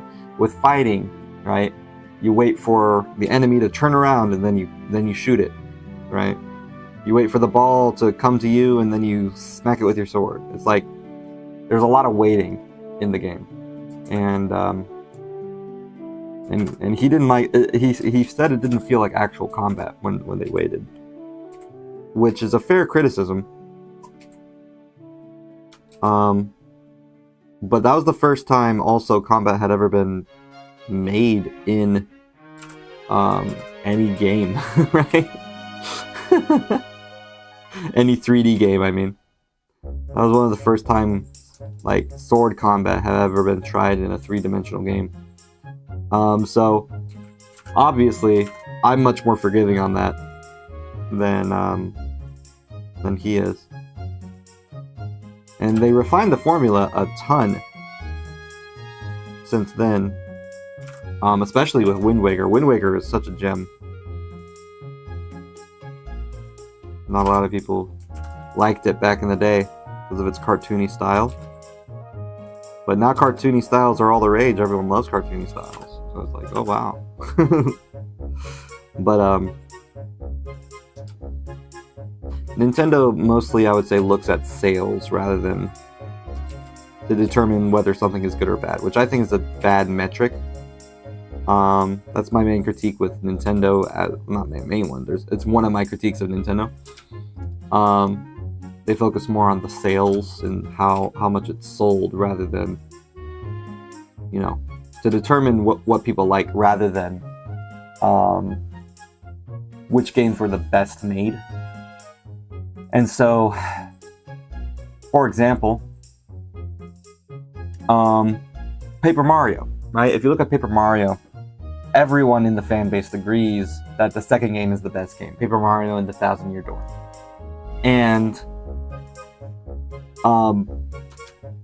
the unfortunate thing is the GameCube was one of the lower selling consoles compared to, you know, the NES, the Game Boy Advanced, all these other things, right? The DS. And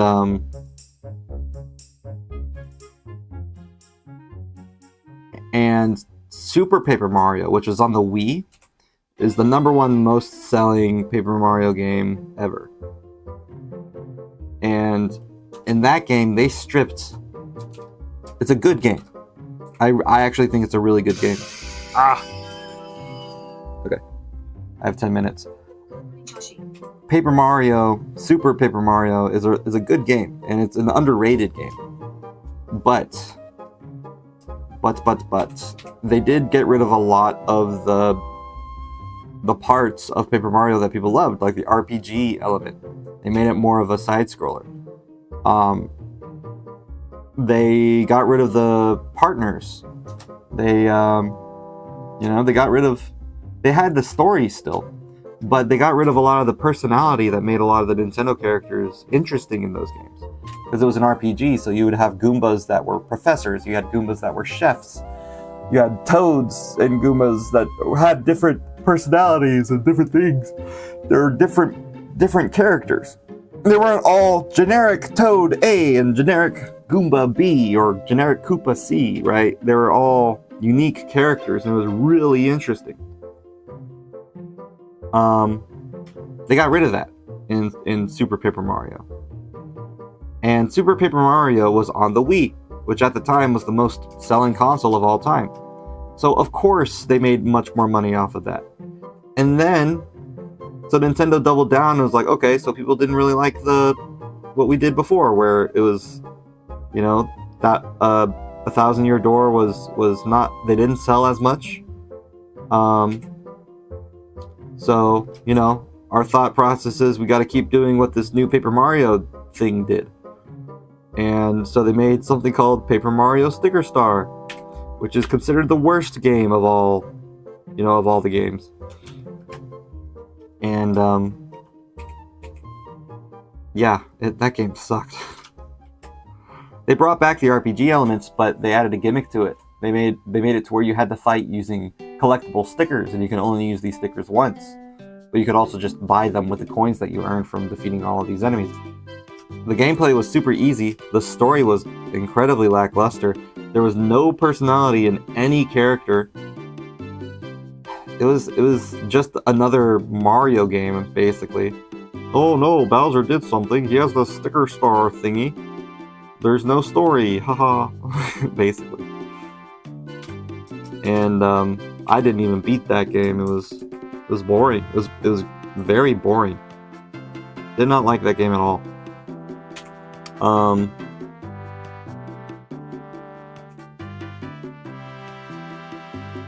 But it still sold more than A Thousand Year Door because the 3DS sold much more than the GameCube did. So of course, more people would buy this game. So they're doing it based on the raw numbers, which is dumb. One, I think it's dumb that they're doing it based off of the raw numbers. But two, I think they're doing it not based on, because whenever something is good, people learn about it. They have word of mouth. That's why sequels are generally more money makers. They're bigger money makers than the prequels, right? Than the original ones. Episode 5 of Star Wars made more money than Episode 4. Because duh, right? Everyone loved Episode 4 and they told their friends about it. Hey, come see this movie with me, Episode 5. So more people went to watch Episode 5 because they heard the first one was good, right? So that's how it works. So don't base it off of how much you made in that game. Base it off of how much you made in the previous game. So the Wii Super Paper Mario was the biggest selling Paper Mario game of all time. I think it still is, right? And the reason isn't because Super Paper Mario was the best game ever. It's a good game. It's an underrated game. But it's not great, you know? The previous game, the reason why that one sold so much is because the previous game was so good. So, and everyone loved Paper Mario. Everyone who bought the old game, the Thousand Year Door game, bought the Wii game. Everyone who heard about Paper Mario being a good game bought the Wii game. And now the head looks too big. Okay. After I do it, I shrink it again.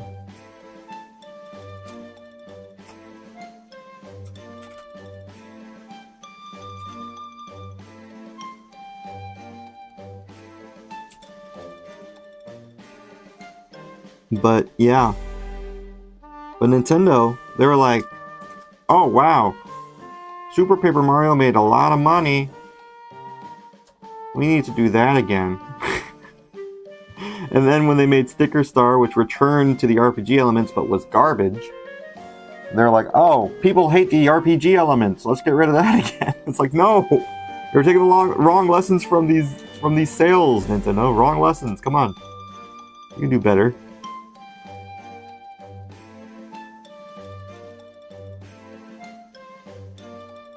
It's really annoying. And a lot of Paper Mario fans have expressed this before. Caleb has said it before. You know, he really likes the old Paper Mario too. Thousand Year Door is one of his favorite games. So, yeah. I focused mostly on the head today. And I keep resizing it. But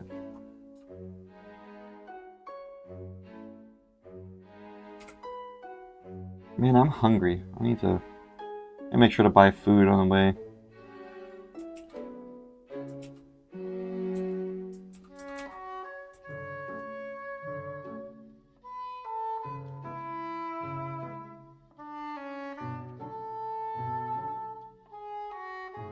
I don't know what I did there.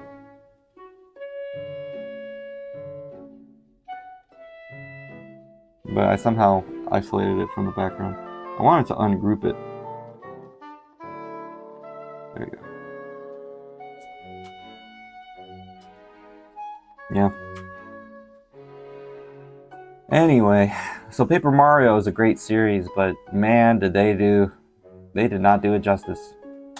It was, I don't know, I haven't played the most recent ones, but they're remaking Thousand Year Door. So, if you want to play a good game, and a new good game, it's a remake of the best Paper Mario game, do that, you know, play that. That's and that'll tell the Nintendo, hey, this is a really good game, and we need to make more Paper Mario games like this game.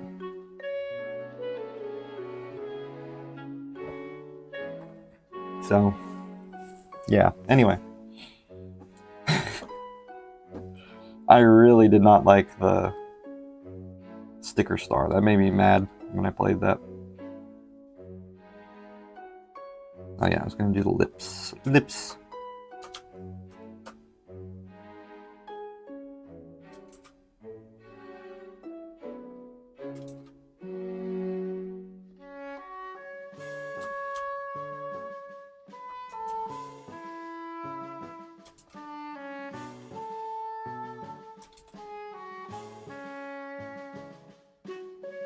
And then instead of just Looking good. looking good. Thank you.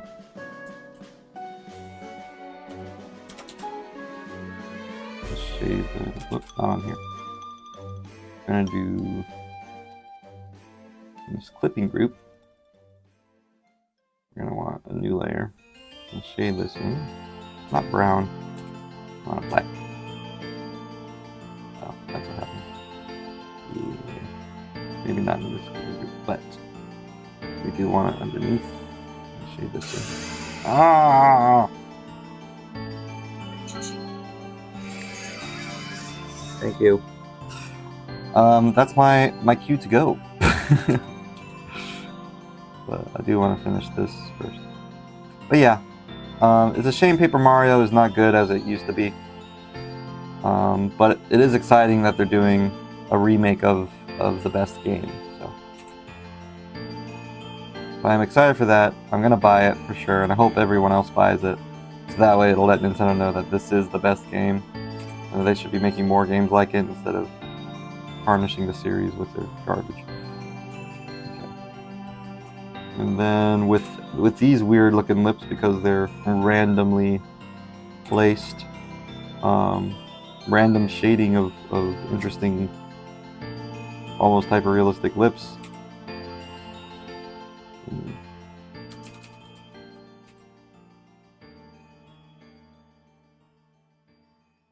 I'm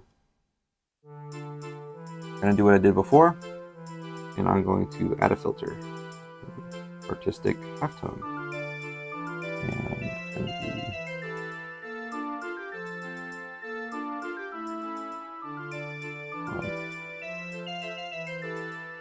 be Yeah, it should be okay. Should be able to do that. What? Filter? Artistic? Okay. There we go. Of course, I'm gonna make the ellipse. Gonna make it much smaller.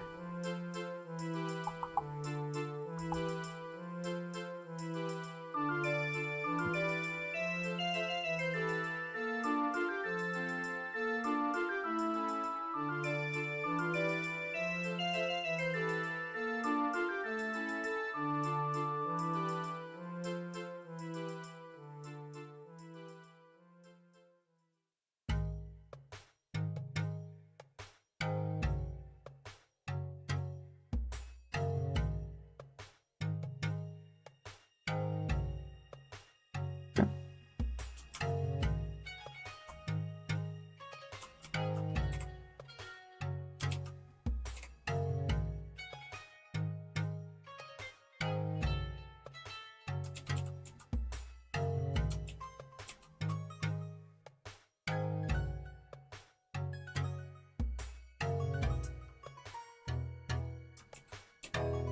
Wait, hold on. Filter, artistic, alpha. Oh, I pushed the wrong thing. I meant to create a filter mask. Okay, so I'll just do that again. Shrink it.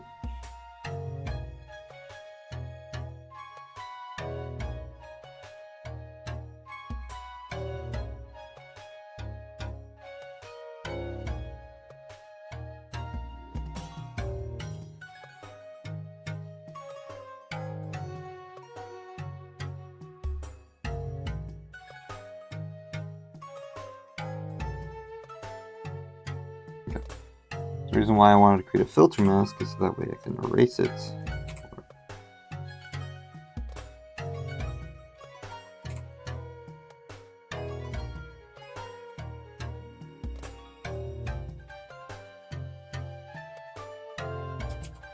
Maybe that's not working like I want.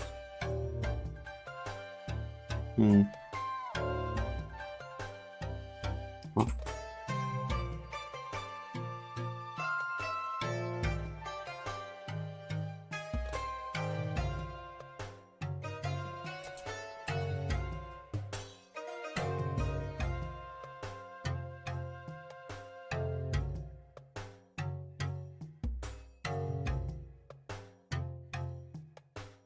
Weird.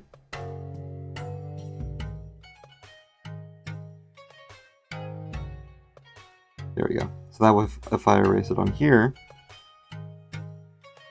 it'll also erase there.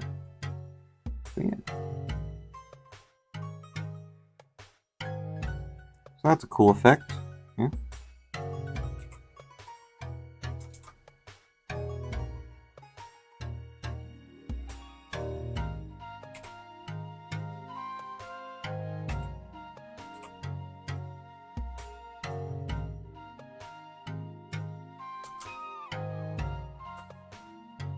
I don't know. What do you think? Lips or no lips? Hana, what do you think? Should I include the lips or should I not include them? I don't know. She might look better with lips whenever I add the hair and everything.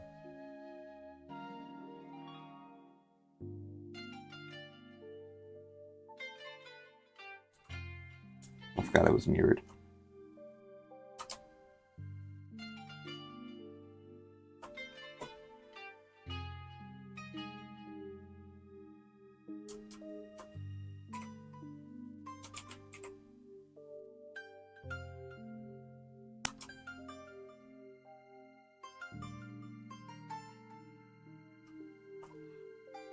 Yeah, I could just shade the whole thing, but that would be a lot of work. I don't want to do that. I'm just thinking like the small details. So, and of course, if I do this, hold on.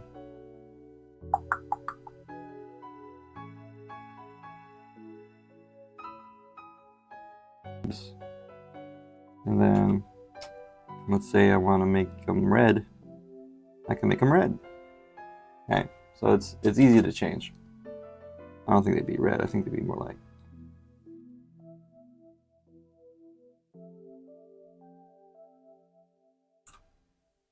this color.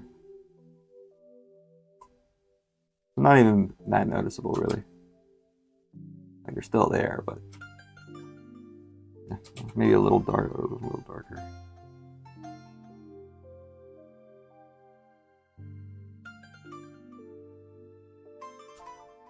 Yeah, something like that. Anyway,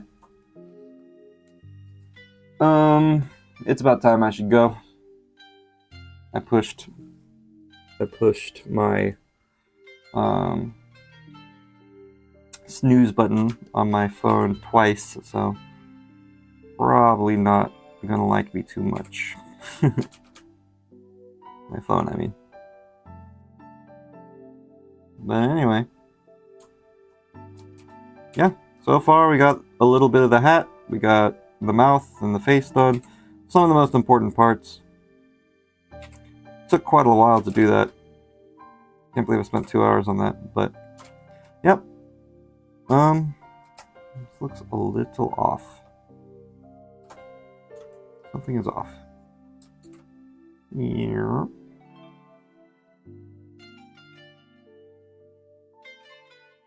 There we go, fixed your jawline.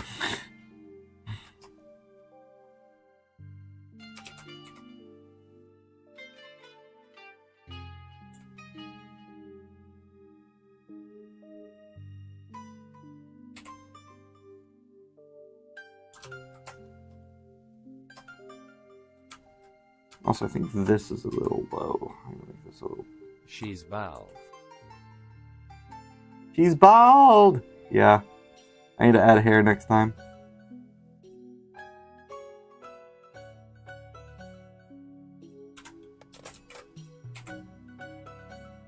She's a cancer patient, okay?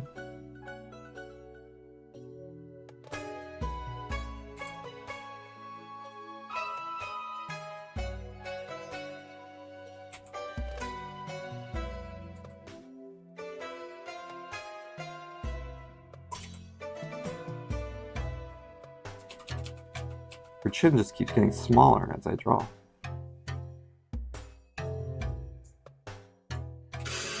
Ah! Okay, I gotta go.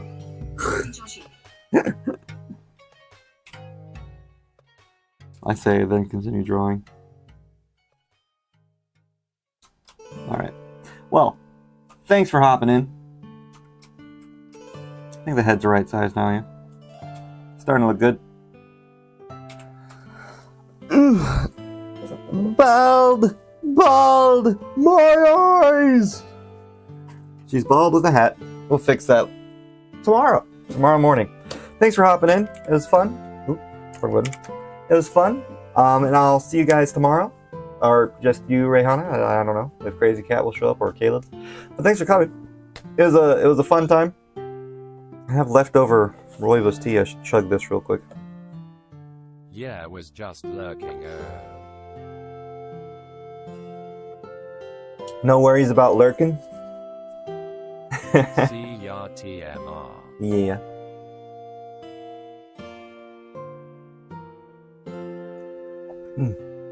A lot of tea.